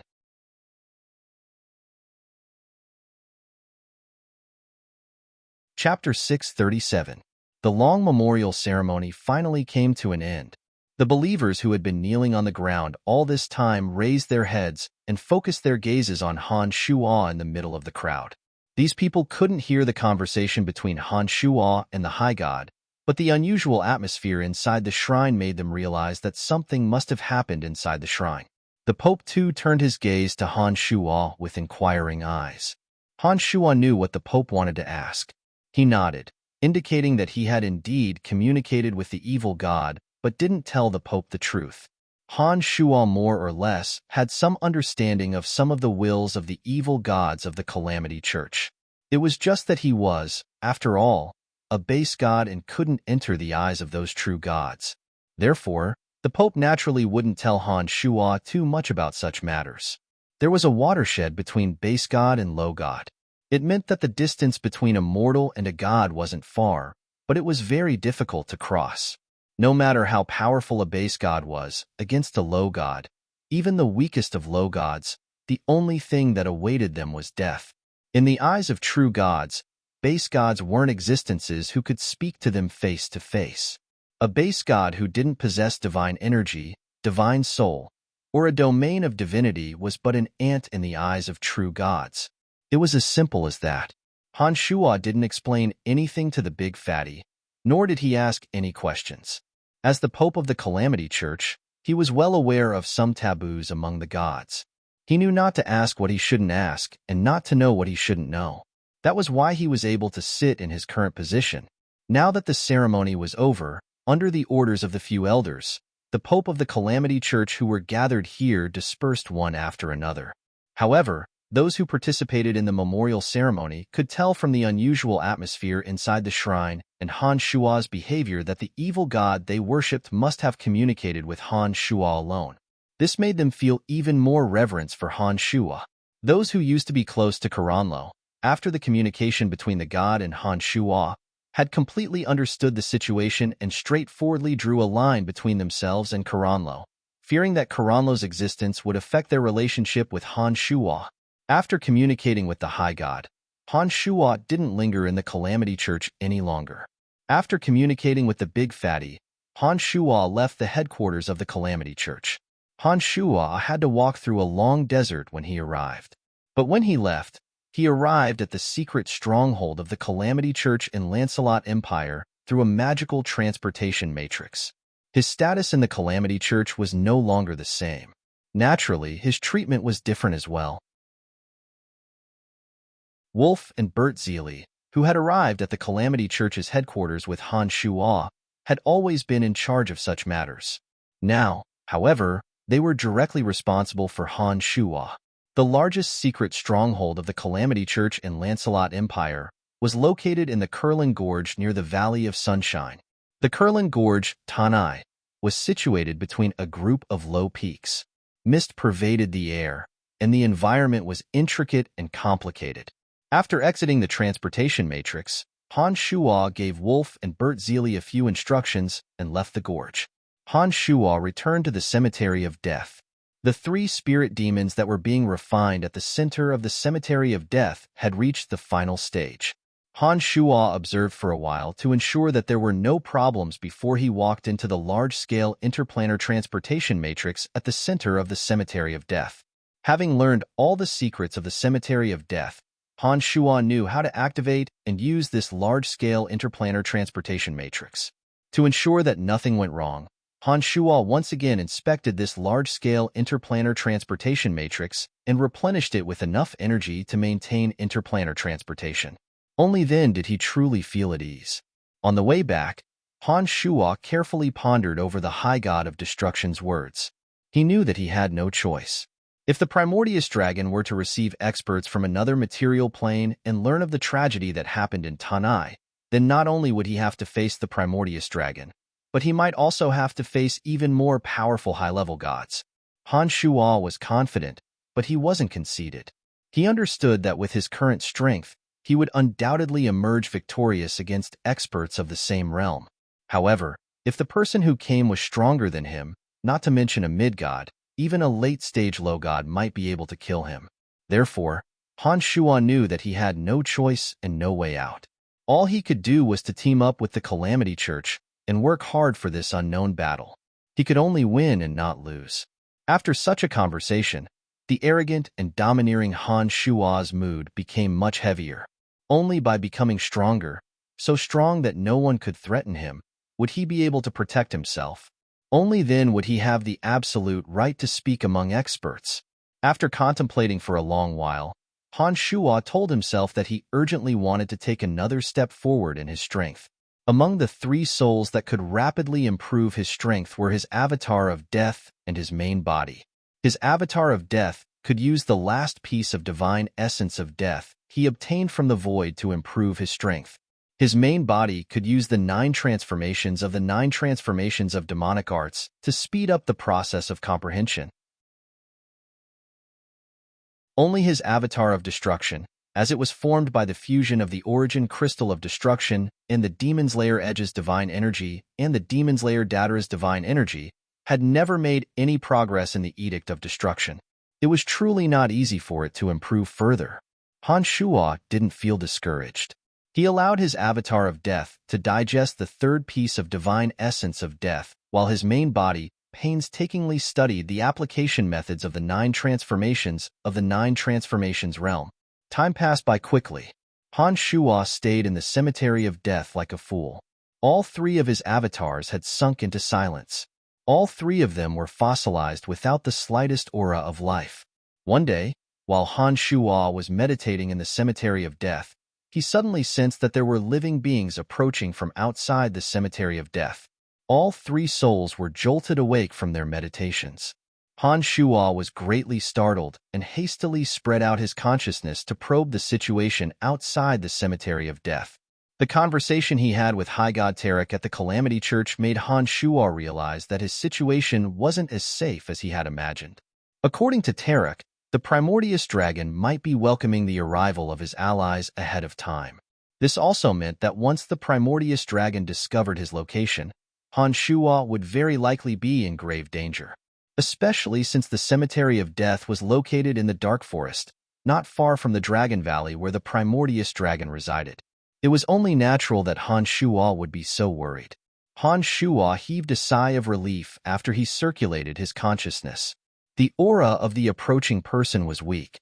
It was obvious that he wasn't an ancient existence on the same level as the Primordius Dragon. Han Shuo's avatar of destruction, the most leisurely, stood up and walked outside. After walking out of the cemetery of death, the faces of Emily, Phoebe, and Fanny entered Han Shuo's sight. Emily and Fanny had rather calm expressions, but Phoebe, who had quarreled with Han Shuo some time ago, seemed rather uneasy. "Brian, I knew you would be here." Emily smiled sweetly. She went over to hold Phoebe's lily-white hand and walked towards Han Shuo. She said smilingly, "Let bygones be bygones.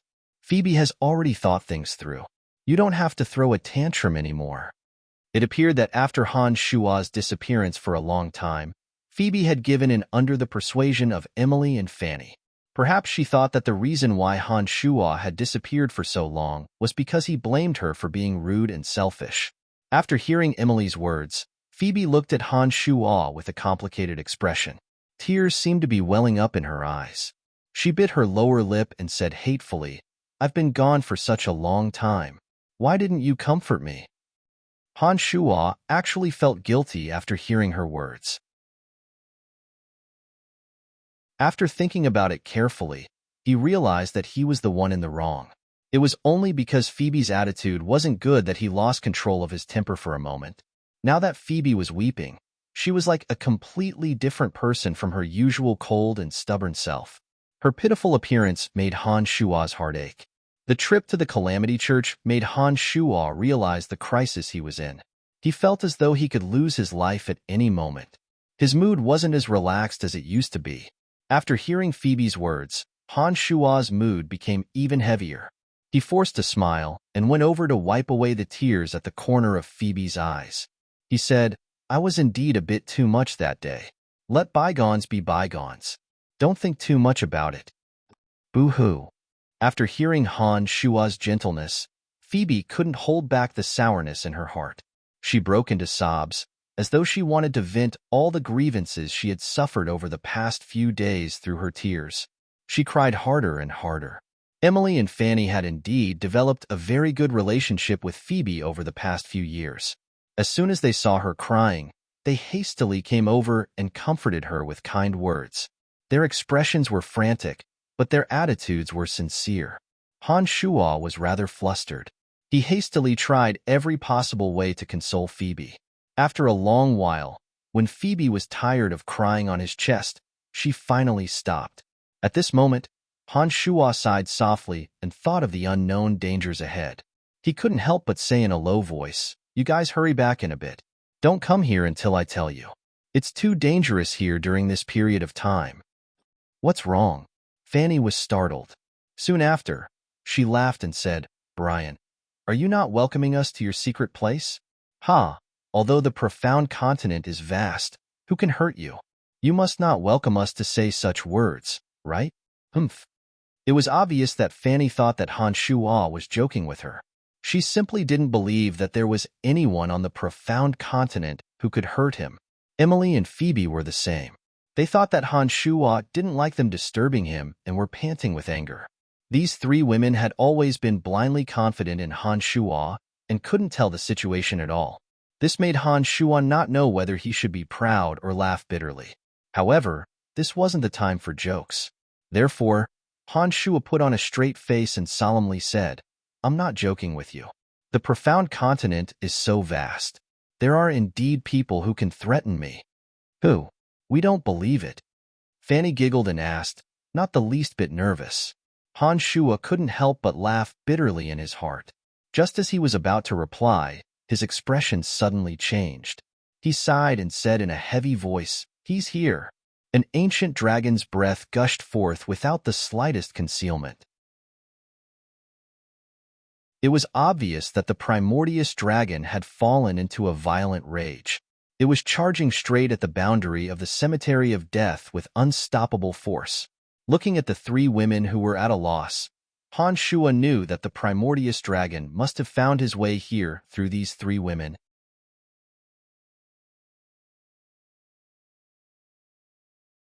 Chapter 638. Stay here and don't go anywhere. Han Shuo's expression was grave as he yelled at the three women. "Brian, what's going on?" Emily asked hastily. She could tell that Han Shuo wasn't joking. Han Shuo's expression was unprecedentedly tense. She understood that something big must have happened. "I don't have time to explain to you. Remember, stay inside and don't go anywhere." Han Shuo hastily instructed and dashed out, according to his perception of the dragon's breath. As soon as this avatar flew out, his avatar of death and his main body also woke up from their cultivation. They turned into two faint shadows and disappeared in a flash. "What's going on? What's going on?" Phoebe asked in a panic. "He's definitely in big trouble. With his current strength, someone who can make him treat so seriously is definitely not someone we can provoke. Let's do as he says and stay inside. Don't be a burden to him." At this critical moment, Emily, who had experienced all sorts of major events, calmly said to the other two girls, "Emily, we've just arrived and his enemy has already come knocking on our door. Could it be us?" Fanny wanted to say something but stopped on second thought. She had a bitter expression on her face. "Perhaps. Forget it. Now is not the time to blame ourselves. If there's someone to blame, it's me. I shouldn't have brought you all here to look for him." Emily sighed. Her delicate face was full of regret. She had said that it was not the time to blame herself, but she had started to blame herself first. "It's not your fault. It's all because of me that this situation has happened." Phoebe also took the blame on herself. All right. Let's not talk about this anymore. Let's go inside and wait patiently. I believe that Brian will definitely be able to get out of this predicament safely. There won't be any problems." Emily forced a smile and pulled the other two women into the center of the cemetery of death. As soon as they walked out of the boundary, Han Shuo saw the primordious dragon carrying a terrifying dragon's breath, his enormous body destroying towering trees as he charged towards them. The primordious dragon unfolded his domain of divinity of earth. Rich element of earth frantically gathered on his enormous body, forming a thick earth armor. This made his already enormous body even more exaggerated. Han Shuo unfurled his consciousness and clearly detected the primordious dragon's path. Seeing that the dragon was about to crash into the boundary of the cemetery of death, with one thought, Han Shuo's two avatars suddenly appeared on either side of him. His avatar of destruction transformed into the demon's lair edge and shot straight at the primordious dragon, leaving a trail of scarlet blood radiance behind it. Han Shua's avatar of death mobilized the elemental energy of death and activated it with the divine energy in his body. In front of the boundary of the cemetery of death, an enormous white bone shield was formed. The white bone shield looked like a huge cloud that covered the sky. Under the sunlight, it reflected a sparkling and translucent bone light.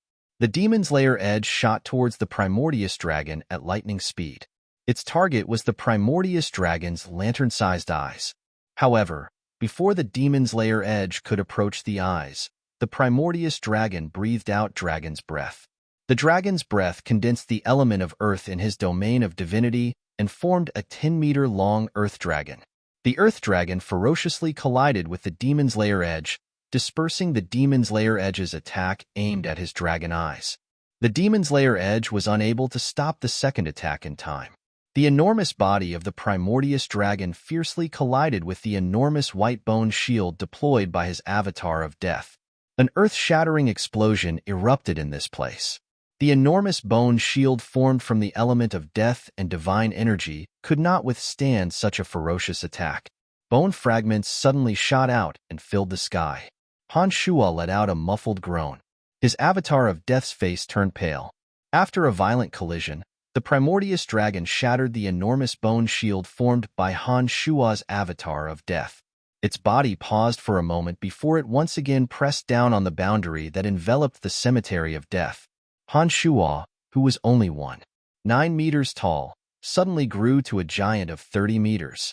Before the Primordius dragon could press down on him, his hill-sized palms abruptly caught the Primordius dragon's enormous body. The demonic yuan in his body frantically circulated and combined with his insane physical strength. He suddenly flung the Primordius dragon into the distance with all his might. The Primordius dragon's body, which was tens of meters long, was actually sent flying backwards by Han Shua's ferocious throw. It crashed into the ground 200 meters away with a loud bang. The impact shattered the mountain rocks, the earth trembled, sand and pebbles were sent flying. Dozens of ancient trees of various sizes were all snapped. Han Shua first used his avatar of destruction to force the Primordius dragon to spit out dragon breath as it charged towards him. Then, he used the bone shield to block the swift and violent attack. Taking advantage of the moment when the Primordius dragon paused, Han Shua's main body erupted with energy and his avatar hurled the Primordius dragon far away. This series of actions happened in the time it takes for a spark to fly off a flint. All three of Han Shua's bodies attacked at the same time, precisely grasping every opportunity to block the Primordius dragon's terrifying charge and prevent the Primordius dragon from destroying the boundary over the cemetery of death. In just a few short seconds, Han Shua felt as though he had just gone through a great battle. He felt that he had consumed an enormous amount of energy. The Primordius dragon was indeed worthy of being the guardian of profound continent for thousands of years. Just a single ferocious charge had forced all three of Han Shua's bodies to exert all their strength.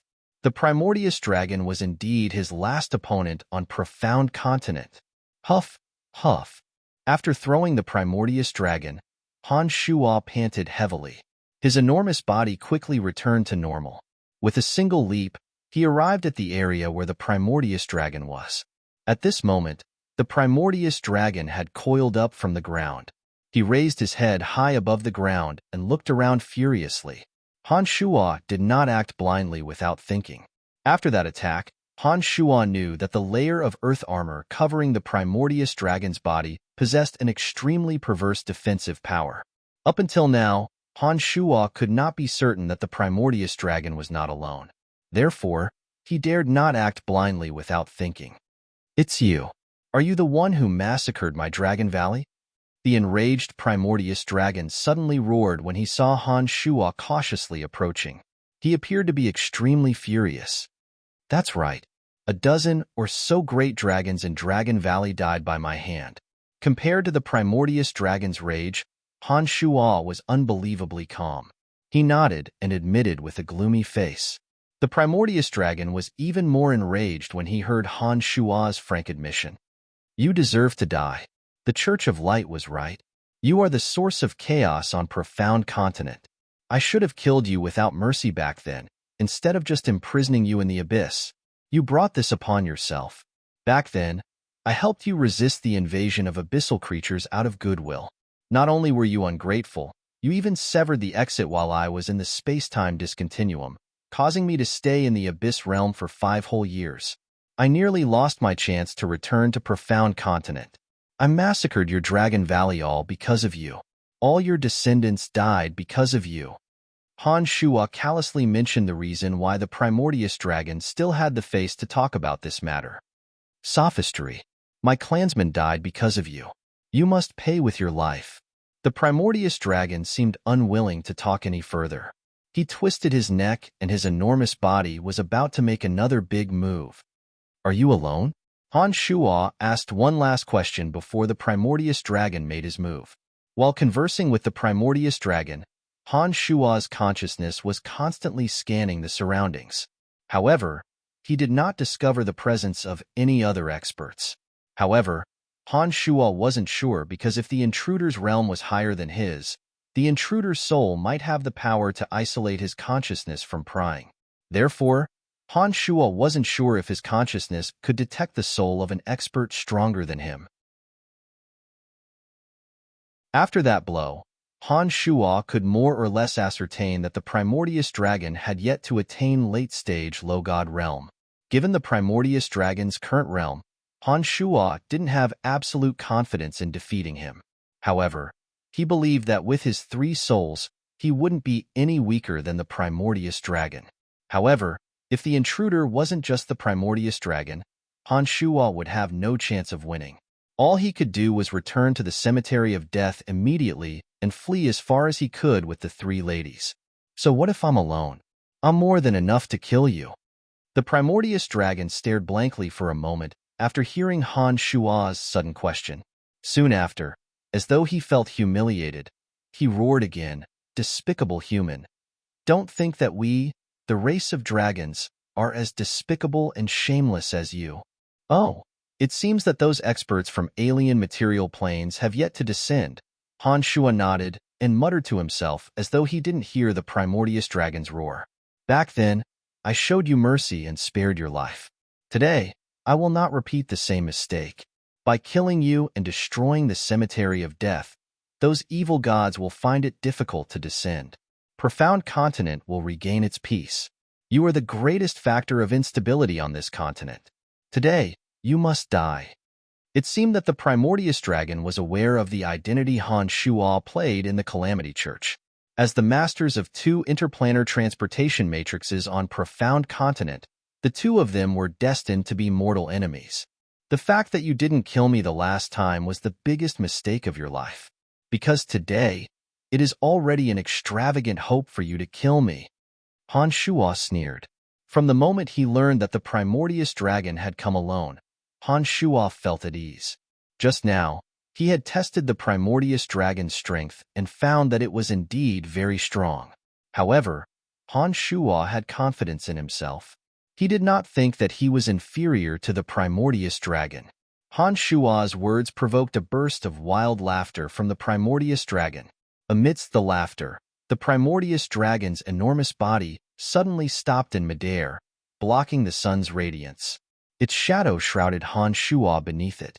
All of a sudden, the ground beneath Han Shua's feet began to rumble and quake. The magnitude of the quake was very great, and the ground suddenly undulated like the waves of the sea. A frightening force suddenly blasted towards Han Shua through the earth. The thick surface of the ground set off waves, as if to bury Han Shua within. Once he was buried, Han Shua knew that the Primordius Dragon would have ways to use the energy of the earth to bombard him. Therefore, as soon as he felt the earth quiver, Han Shua immediately soared into the sky. Taking advantage of the fact that the wave-like earth had yet to cover him, he had already flown high into the sky. After killing you, I will be the new guardian of Profound Continent, said Han Shua as he stood proudly in the air with the Primordius Dragon. Then, his body gradually turned blurry until not even a trace of his aura could be sensed. He then vanished. However, the Primordius dragon suddenly stopped roaring and strangely quietened down. He could sense that Han Shuo was in the vicinity because an intense threat had locked onto him.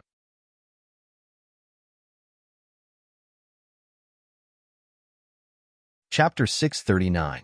This potential danger made the Primordius dragon rather uncomfortable.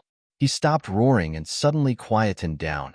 Although he appeared to be very disdainful of Han Shuo on the surface, after that strike just now, he realized that Han Shuo indeed possessed the strength to contend against him. In particular, the fact that Han Shuo could simultaneously cultivate in the energy of death and destruction made him even more apprehensive. Right before his eyes, Han Shuo suddenly and bizarrely vanished without a trace. He couldn't even detect the slightest trace of Han Shuo's aura. Such a bizarre situation made the Primordius dragon pay more attention.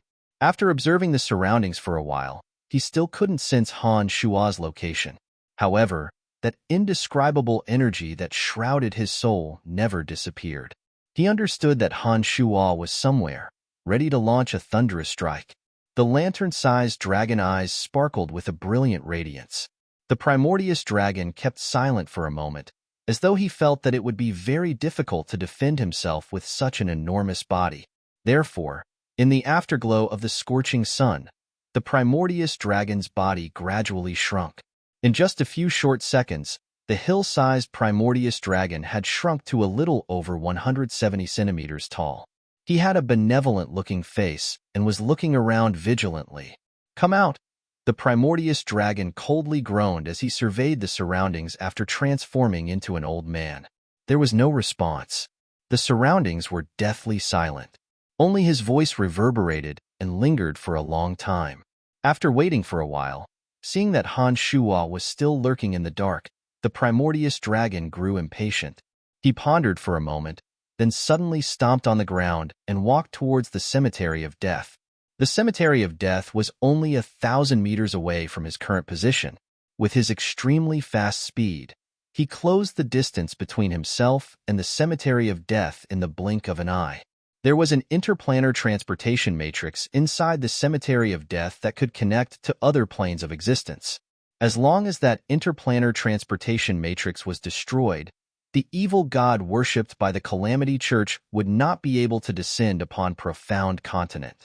With Han Shuo's measly low-god strength, when the experts from the Shrine of Ice and the Church of Light arrived, he would be doomed. Therefore, the Cemetery of Death was the key to the future battles of the Profound Continent. He believed that Han Shuo would definitely attack him before he reached the Cemetery of Death. His judgment was correct. Not only did the Cemetery of Death have a teleportation array that could connect to another plane, but there were also 3 women who were deeply in love with Han Shuo. Therefore, Han Shuo, who had been waiting for the best opportunity to strike, had no choice but to attack in advance. All of a sudden, hundreds of streaks of blood-red light interweaved into a rolling spiky ball that looked like a hedgehog. It shot out from the shadow of a towering tree as if it had a mind of its own. It shot towards the Primordius dragon that was walking towards the Cemetery of Death step by step. At the same time, rows of bone spears flew out of thin air and neatly lined up in front of the Primordius dragon as they shot towards him. What's the use of such an attack? The Primordius dragon, who had transformed into an elderly man, coldly groaned. He did not seem to make any movements, but the dense element of earth gathered and formed a solid and thick wall of earth in front of him. All the bone spears that shot towards him were intercepted. Not a single one of them was able to break through the wall and land in front of him. It was the blood ball that was brimming with spikes that broke through the wall of earth erected by the Primordius dragon and shot towards the Primordius dragon with astonishing momentum. The Primordius dragon was rather astonished. He sized up the blood ball with an odd look before he suddenly opened his mouth and spat out a stream of dragon breath at the blood ball that was flying towards him. The blood ball that was flying in a straight line was extremely intelligent. As soon as the Primordius dragon spat out his dragon breath, it suddenly changed direction and turned into a strange curve. It was impossible to predict its trajectory. In fact, the Primordius dragon wasn't astonished by the attack power of the blood ball. What he was astonished by was that the energy on the blood ball did not belong to the well-known 12 fundamental energies. When the Primordius dragon saw that the blood ball was intelligent enough to change its trajectory after he spat out his dragon breath, he was even more astonished. He did not dare to underestimate Han Shuo anymore. All of a sudden, dark clouds loomed over the clear sky. Bloody light flashed like lightning from within the thick, dark clouds. An evil and gloomy aura was vaguely released from the dark clouds above, exerting an intense pressure on everyone. Boom! There was a muffled explosion in the air. The dark clouds that were pressing down actually condensed rapidly, forming a huge black curtain that directly shrouded the area below. In an instant, the entire area was plunged into darkness where one couldn't even see their fingers if they stretched out their hands. The Primordius dragon was taken aback. He raised his head and looked at the abnormal sky.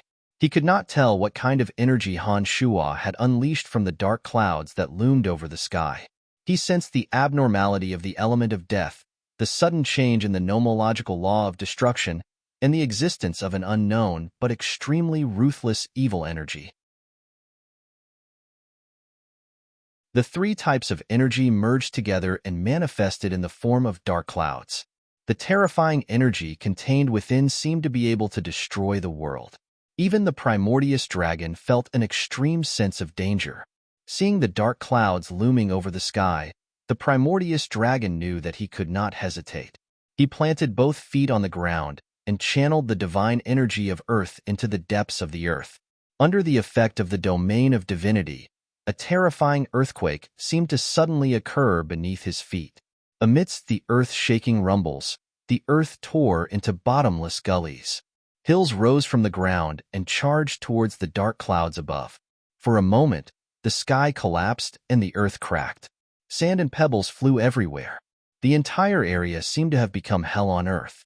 The violent collision between the two of them created an incomparably terrifying sound. The originally verdant and lush vegetation and the flat earth were like an enraged beast that had gone berserk.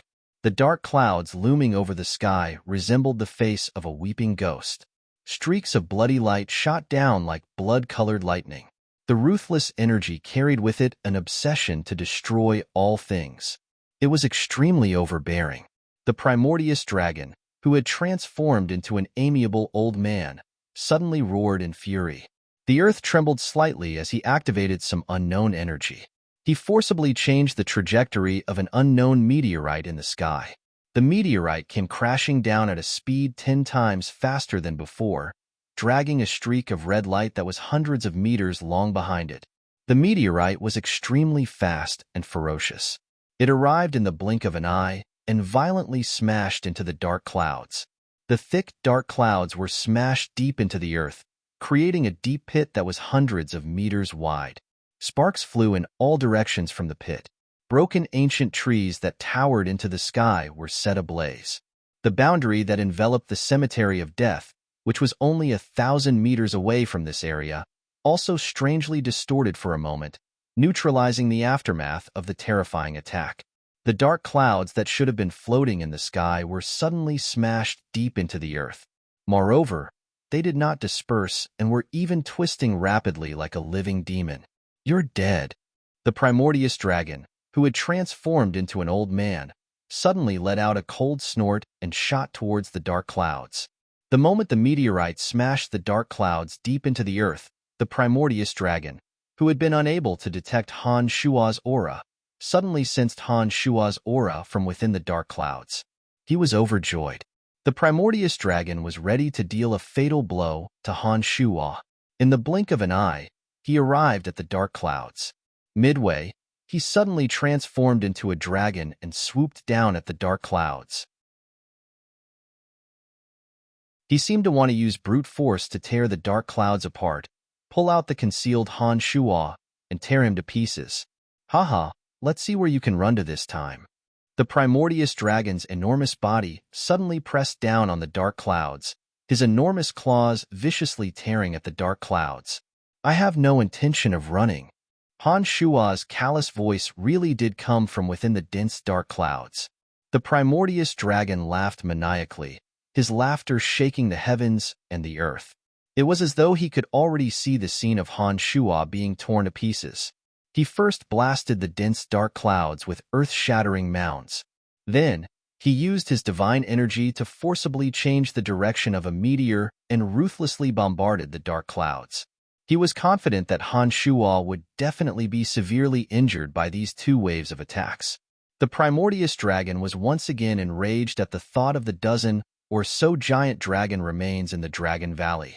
Furthermore, Han Shuo's existence was a threat to his transcendent position on this continent, especially since Han Shuo had the Cemetery of Death in his grasp. With all these factors combined, the Primordius dragon absolutely would not allow Han Shuo to survive today. In his excitement, the Primordius dragon did not notice that Han Shuo's callous voice was still as calm and unhurried as ever. Just as his dragon claws pierced into the enormous dark clouds like giant anchors and frantically tore at them, the dark clouds suddenly sparkled with strange multicolored lights. Soon after, an extremely frightening energy erupted from the dark clouds and engulfed the Primordius dragon's enormous body amidst the terrifying sound waves. Amidst a series of loud explosions, the soul piercers shot into the Primordius dragon's soul. Emerald green flames surged out from the dark clouds and engulfed the Primordius dragon in an instant. The Primordius dragon's abnormally strong earth armor seemed to be unable to withstand the burning of the emerald green flames. Amidst popping sounds, the armor became dry and cracked. All the remaining pearls of annihilation, as well as the cyan demon blaze shuttles refined from various rare materials in the Abyss realm, were hidden in the dark clouds by Han Shuo. As the Primordius dragon recklessly tore at them, these demonic treasures that Han Shuo had meticulously refined burst out and engulfed the Primordius dragon. The dark clouds that were so thick that they could not disperse also dissipated at this moment. After the dark clouds dispersed, the blood seether flew out and abruptly enveloped the Primordius dragon's enormous head. The thick smell of blood assailed everyone's nostrils. Sinister and mournful ghost faces were faintly discernible from within the blood seether. They shrieked noiselessly and struggled to break out. It was an extremely terrifying sight to behold. Having suffered so many chaotic attacks on its body and soul, the Primordius dragon was struck dumb. All kinds of pain swarmed over him, causing him to suddenly let out a blood-curdling screech. The sound waves spread far and wide. All the demonic beasts within 100 kilometers of the Primordius dragon fled as far as they could when they heard it.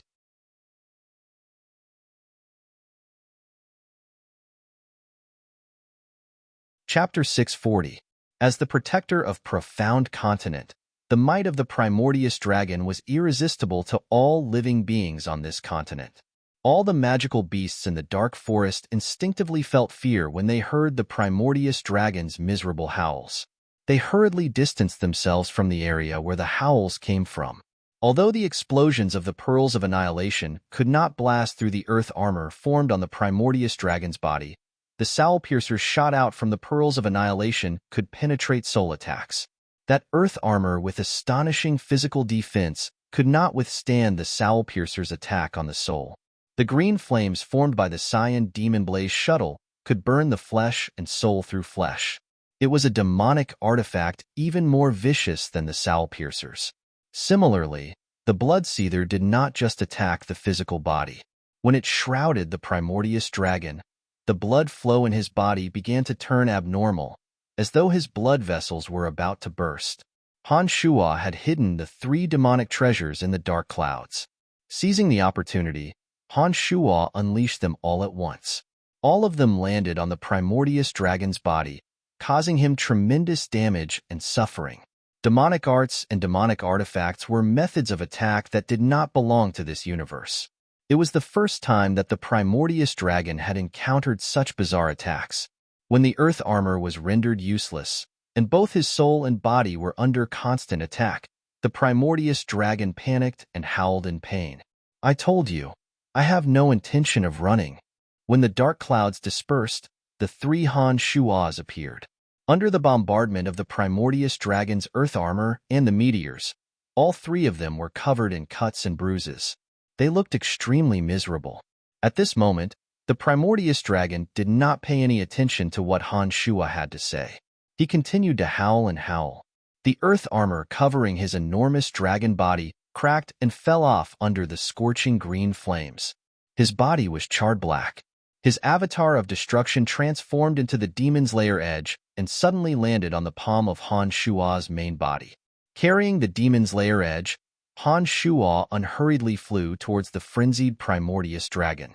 His avatar of death, on the other hand, hovered in the air, secretly mustering divine energy to prepare for the next wave of attack.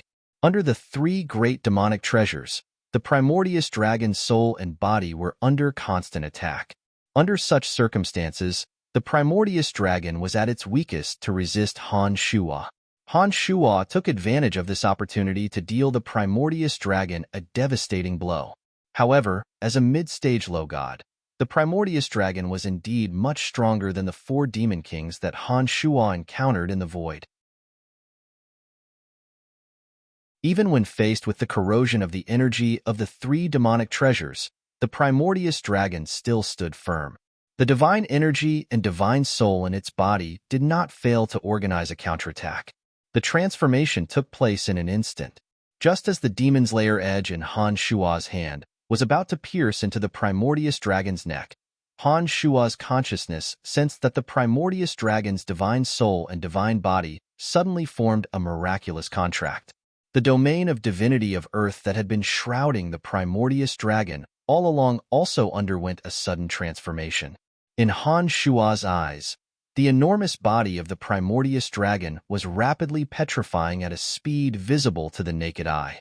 The petrification process was so fast that in the time that Han Shua was stunned, the Primordius dragon's mountain-like body was completely petrified.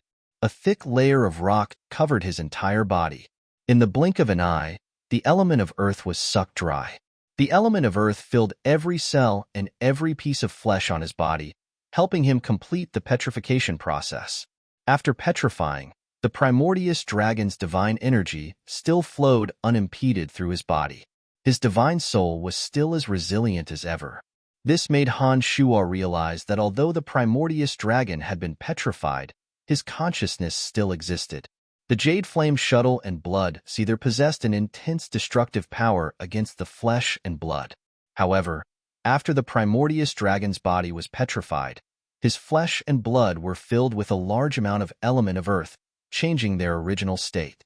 The destructive power of the Jade Flame Shuttle and Blood Seether was no longer effective.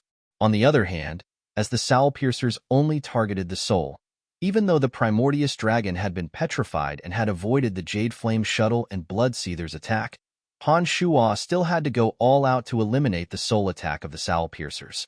If the Primordius dragon were to suddenly make such a move, Han Shua believed that the Primordius dragon, who had guarded Profound Continent for so many years, would perish today under the attack of the three demonic treasures and the incisive thrust of the demon's lair edge. However, some things just weren't that flawless. Just as Han Shua was about to end the battle with a single strike, he did not expect the Primordius dragon to suddenly petrify. In the blink of an eye, he was no longer affected by the Jade Flame Shuttle and Blood Seether, and was even using all his might to eliminate the Soul Piercer's attack on his soul. Everything happened so quickly that Han Shua did not even have the time to unleash his final attack. Seeing that the Primordius dragon had completed the petrification process, Han Shua knew that he had to deliver a fatal blow before the Primordius dragon completely eliminated the Soul Piercer's attack. Of the 8 major elemental energies, the energy of Earth was renowned for its sturdy defense. The fact that the Primordius dragon chose to petrify at such a critical moment was sufficient proof of his confidence in his petrified state. Otherwise, he would never have dared to do so.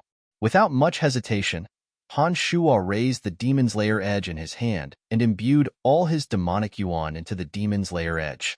Combined with the chaotic energy of destruction within the demon's lair edge, the Primordius dragon drew a jet-black streak of light from the sky and directly bombarded the petrified Primordius dragon's back. The reason why the attack landed on the Primordius dragon's back and not his head was that before he was petrified, the Primordius dragon had buried his head, the part of his body that was most capable of killing him, deep within his body. He was prepared to use other parts of his body to withstand Han Shua's frenzied attack and did not give Han Shua the opportunity to directly attack his head. This petrifying weapon that had absorbed the negative energy of tens of thousands of living beings, under the full force of Han Shua's demonic arts, could absolutely be called an invincible divine weapon. When the Demon's Lair edge landed on the Primordius Dragon's stony back, sparks flew from the Primordius Dragon's back. The Demon's Lair edge did not disappoint Han Shua. Petrification, one of the ultimate forms of the element of earth, was said to have the strongest defense. It possessed a terrifying defense comparable to the hardest rock. However, even in this state of petrification, the Demon's Lair edge was still able to penetrate half of the Primordius Dragon's back amidst the sparks flying in all directions. When the Demon's Lair edge pierced into the Primordius Dragon's petrified body, Han Shua's consciousness keenly sensed the Primordius Dragon's soul shudder. This made Han Shua understand that although the Primordius Dragon had been petrified, this kind of injury would still cause him pain. Shocked, Han Shua tightly gripped the hilt of the Demon's Lair edge with both hands and pulled with all his might. Clang! The Demon's Lair edge bounced out from a crack in the rock. Seeing that this kind of injury was effective, Han Shua did not hesitate and soared into the air in the same way. Shortly after, he poured all his energy into the Demon's Lair edge and launched another attack. This time, he accurately struck the Primordius Dragon's wound. This time, the Demon's Lair edge, along with the hilt, sank into the Primordius Dragon's body. Han Shua clearly felt that his soul, which was using all its strength to purge the corrosive energy of the soul piercers, trembled even more violently. Sneering coldly in his heart, Han Shua executed the same method. He soared into the air again and bombarded the Primordius Dragon's body with all his might, creating deep wounds on the Primordius Dragon's body. The Primordius Dragon looked like an enormous rock, but its surface was covered with cracks and looked extremely terrifying. Perhaps it was because of Han Shua's continuous attacks. The Primordius Dragon took even longer to purge the soul piercers than the abyssal demon kings who had been struck by the soul piercers. Moreover, the Primordius Dragon's soul trembled repeatedly and was in unspeakable pain. Han Shua did not utter a word. He only callously repeated the same action. He soared into the air, dove down, and struck again and again. He only struck 3 times at every wound, ensuring that the Demon's Lair edge would penetrate deep into the Primordius Dragon's body. This kind of attack continued for more than 30 times. Other than the Primordius Dragon's head, Han Shua used this method to leave deep wounds on the Primordius Dragon's body. This was a serious blow to the Primordius Dragon's body. Finally, the energy of the soul piercers in the Primordius Dragon's soul was completely purged by him. An earth-shattering dragon roar came from the Primordius Dragon's head that was buried deep in the Primordius Dragon's body. Following this roar, the Primordius Dragon's petrified body began to change at an even faster speed. In the blink of an eye, the Primordius Dragon's body became charred black and covered in wounds. Han Shua's attack came down again from the sky. This time, because the Primordius Dragon's head had come out of the Primordius Dragon's body, Han Shua changed his target midway. With a callous expression on his face, he bombarded the Primordius Dragon's head. He was attempting to thoroughly kill the Primordius Dragon with this one attack. Roar! The Primordius Dragon roared angrily at the sky. An anchor-like dragon claw shot out at lightning speed, blocking Han Shua's fatal attack. Shortly after, the Primordius Dragon roared crazily. Just when Han Shua thought that the Primordius Dragon would lose his mind and counterattack, the Primordius Dragon abruptly swung his tail and fled in the direction of Kasi Empire. On the Primordius Dragon's back, there were many ghastly wounds, from which blood flowed profusely. The Primordius Dragon's enormous body was badly mutilated, charred and rotten flesh everywhere. It seemed that his injuries were extremely serious. It appeared that although the Primordius Dragon's body was petrified, the wounds caused by Han Shua's repeated bombardment of the Demon's Lair edge would still exist even after the petrification was lifted. There were more than a dozen deep wounds, each one penetrating deep into the Primordius Dragon's body. Han Shuo knew that the primordial dragon must have suffered extremely serious injuries. Otherwise, there was no way that the primordial dragon would not stay and fight to the death with Han Shuo after suffering such a great loss, but would instead flee from this place at all costs. Han Shuo let out a light breath and coldly watched as the primordial dragon transformed back into his human form and disappeared. He did not get up to give chase, but instead rested on the spot for a while.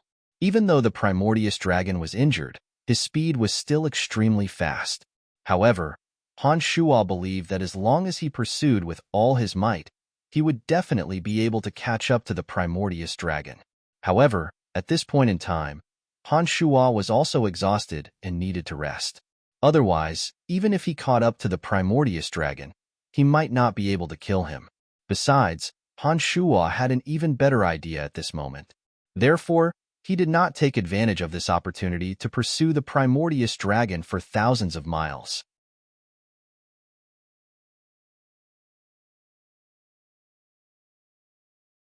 Chapter 641. The battle had ended. Apart from the cemetery of death, which remained unscathed due to the protection of the boundary, all the surrounding plants within a 5-kilometer radius had been burned to the ground. The ground was full of craters and flames rose from all directions. After resting for a while, Han Shuo stood up. His 2 avatars returned to his main body. Han Shuo also returned to the cemetery of death. The 3 women were all inside the cemetery of death. Each and every one of them had worried expressions on their faces. As soon as they saw Han Shuo come in, they immediately welcomed him and asked all at once, "How are you? Are you all right? Are you hurt?" The 3 women had sensed the terrifying commotion outside the cemetery of death just now.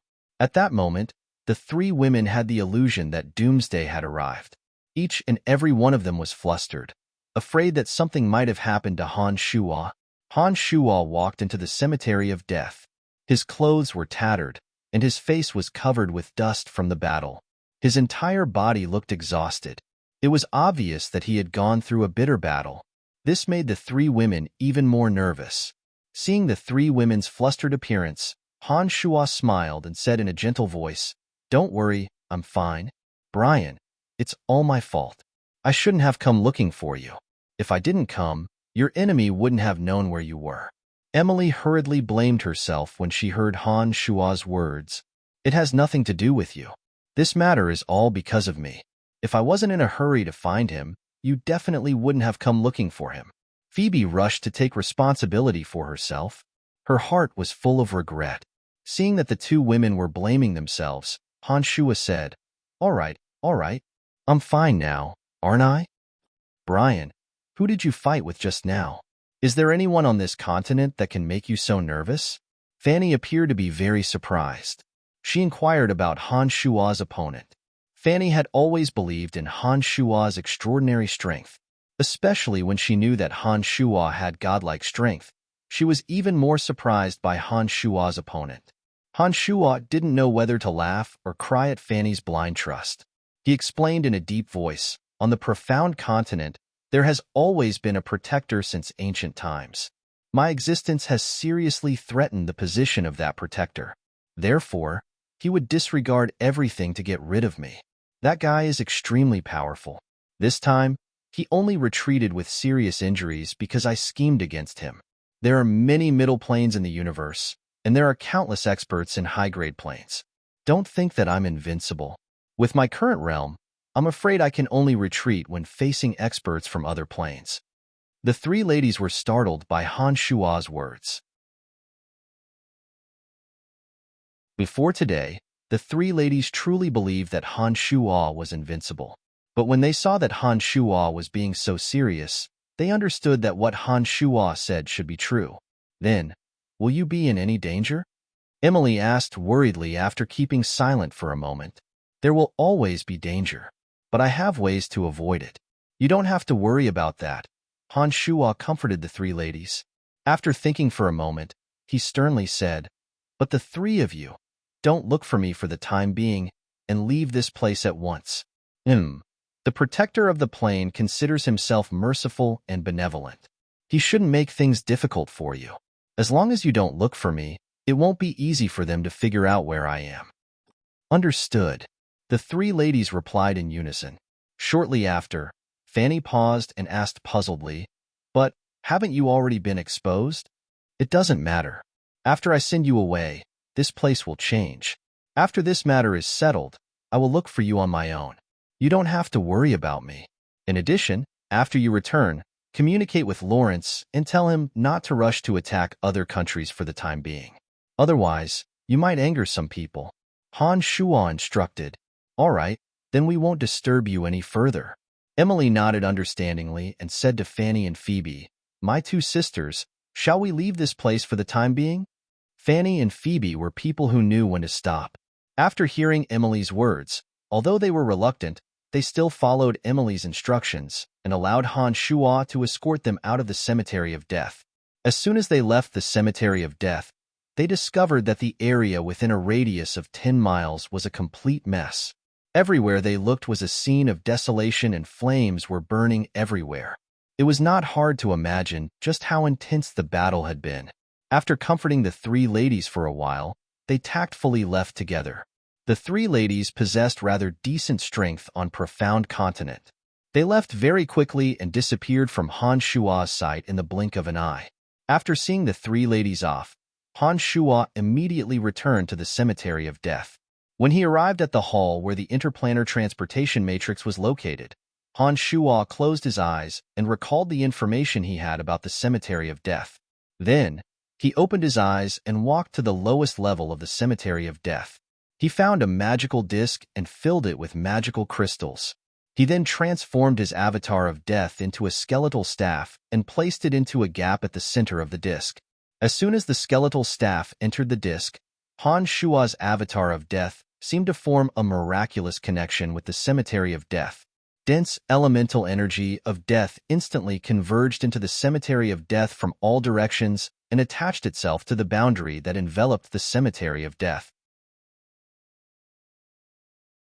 As more and more energy gathered, the elemental energy within the Cemetery of Death grew denser and denser. If one were to look at the Cemetery of Death from afar, one would discover that the Cemetery of Death, which was originally indistinguishable to the naked eye, had now transformed into an enormous sphere that emitted a faint green halo. It appeared extremely bizarre and mysterious. The element of death converged on the Cemetery of Death and the boundary that enveloped it. The earth rumbled and shook. The Cemetery of Death that was buried deep underground also started to rumble and tremble. With the replenishment of energy, the Cemetery of Death slowly rose from the ground. Finally, the enormous green sphere suddenly flew high into the sky. The element of death converged within the Cemetery of Death from all directions. Han Shuo, who had formed a miraculous connection with the Cemetery of Death, used his consciousness to control the Cemetery of Death to rise high into the sky. After identifying a direction, he rapidly flew into the clouds. The Cemetery of Death was located high up in the clouds. The faint green radiance on its surface appeared even dimmer and colorless as Han Shuo flew. Separated by such a great distance, it would be impossible for anyone to detect the abnormal changes in the sky. The boundary that enveloped the Cemetery of Death could also block the soul senses of experts. Therefore, Han Shuo believed that no one would be able to detect his flight. After identifying a direction, Han Shuo controlled the Cemetery of Death and flew straight towards it. Using the magical equipment on the Cemetery of Death, Han Shuo could see the scene below from high up in the sky. After flying at full speed for a day, Han Shuo and the Cemetery of Death arrived at the boundless ocean in the west of Profound Continent. The Boundless Sea was a great ocean in the extreme west of Profound Continent. Legend had it that it was the end of the sky.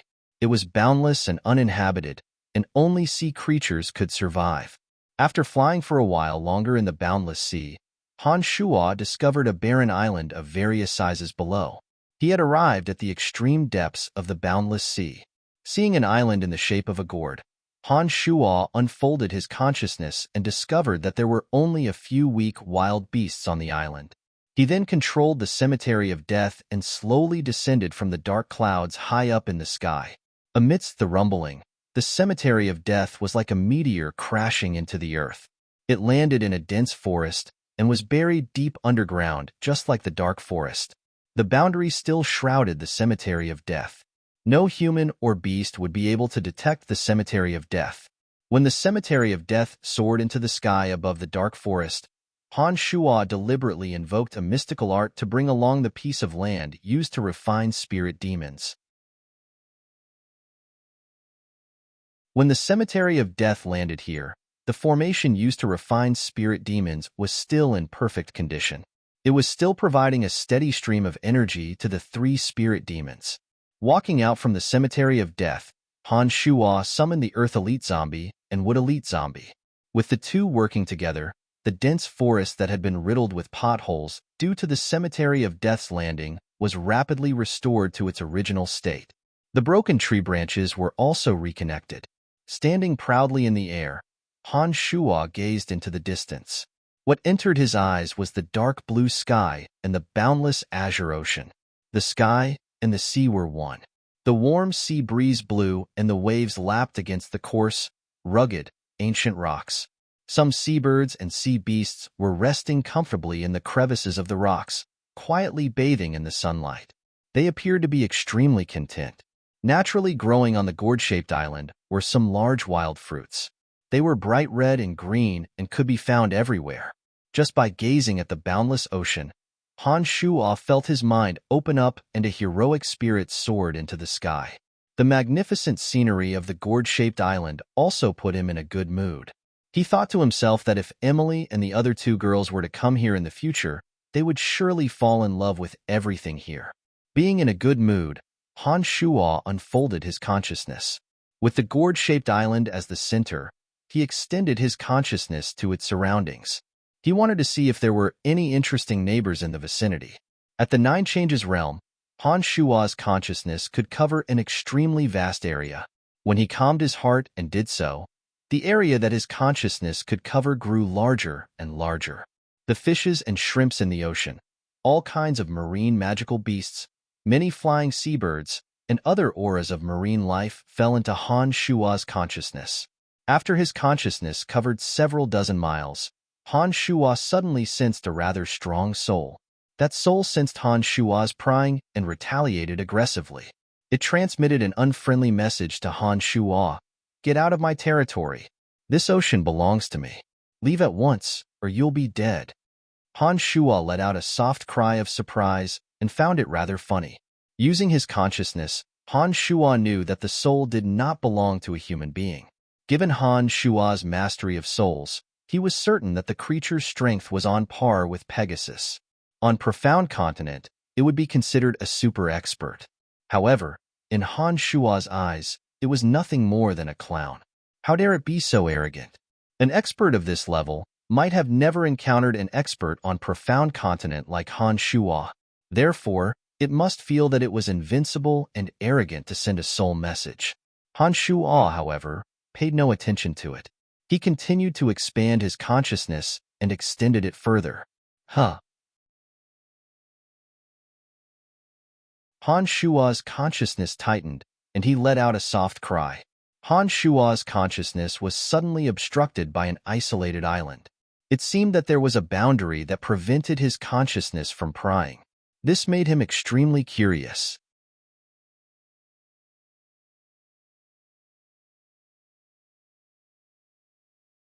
Chapter 642. The mystery beneath the island had attracted Han Shuo's attention. However, Han Shuo did not head to that area to investigate.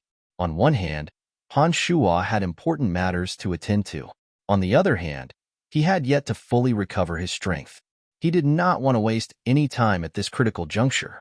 Contrary to Han Shuo's expectations, when that formidable marine creature that his consciousness had just encountered, seeing that Han Shuo did not show any fear and was still staying in the sea, actually approached Han Shuo from the island he was occupying, the creature howled in rage.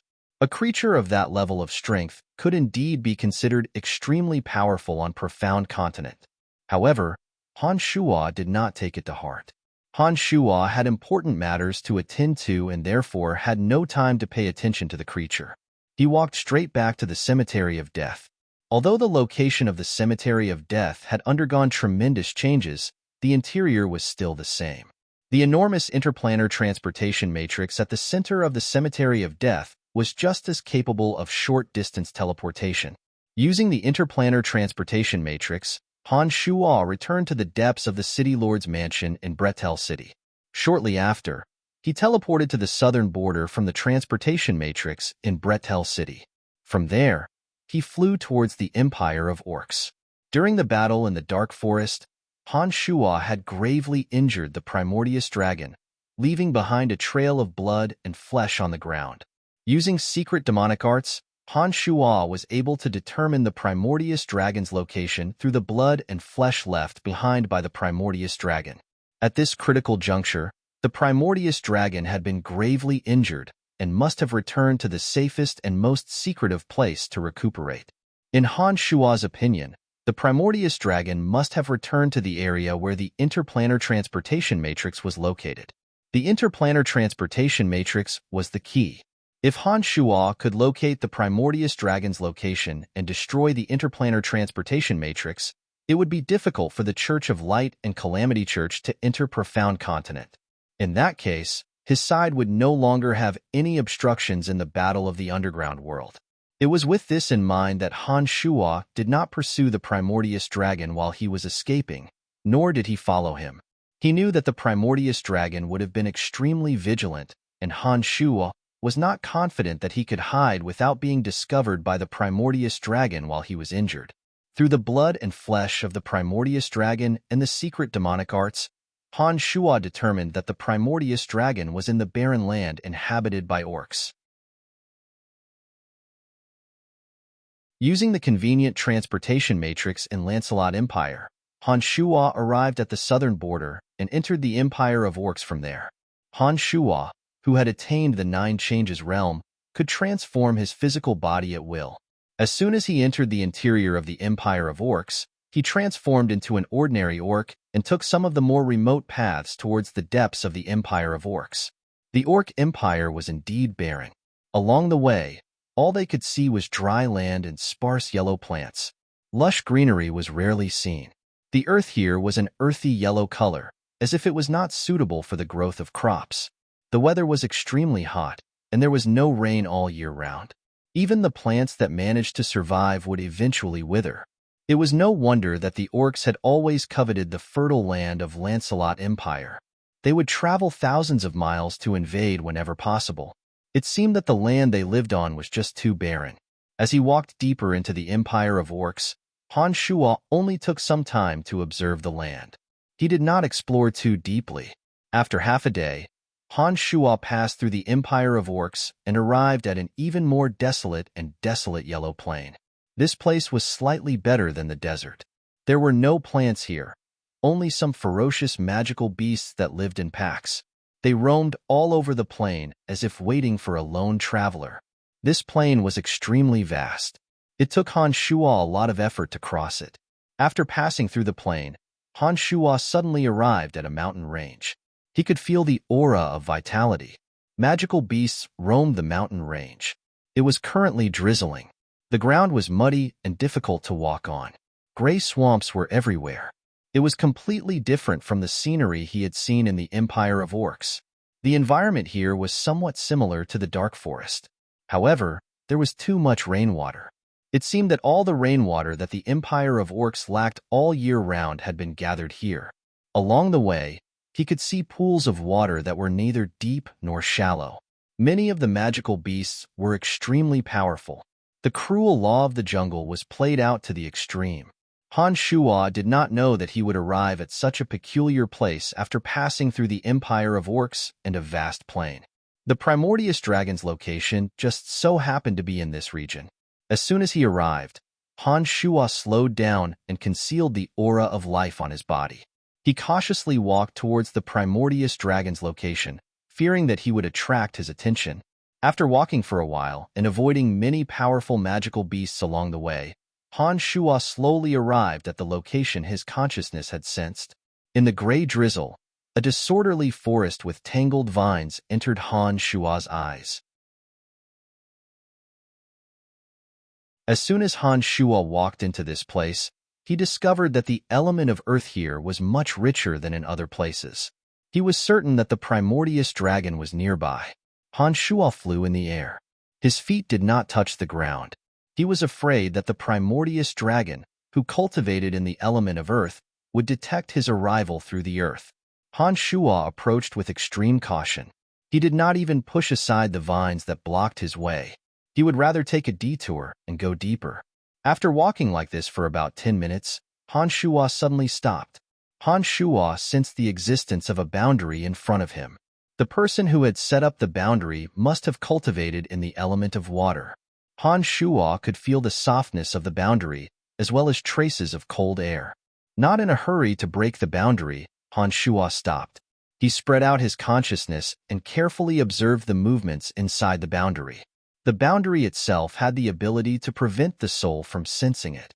However, Han Shuo had left a mark on the primordious dragon's body beforehand. Using the mark on the primordious dragon's body, Han Shuo's consciousness resonated with the mark. This allowed him to avoid the obstruction of the water element boundary and sense the aura of the living creature inside. The reason why he was so cautious was because he was worried that other experts from other planes had already arrived besides the primordious dragon. As long as one of the experts from other planes arrived first, Han Shuo would be consigned to eternal damnation if he entered rashly. Just in case, Han Shuo had no choice but to be cautious. Using the mark he left on the primordious dragon's body, Han Shuo's consciousness gradually spread out inside the boundary. Han Shuo could sense that the primordious dragon should be hiding under the boundary. His soul was calm and serene, as though he had fallen into a deep sleep. It seemed that the primordious dragon was using this method to recover from the heavy injuries on his body and soul. After carefully exploring every area inside the boundary, Han Shuo was pleasantly surprised to find that there were no traces of other souls apart from the primordious dragon within the boundary. This made Han Shuo feel much more at ease. The corners of his mouth couldn't help but curve into a cruel, cold smile.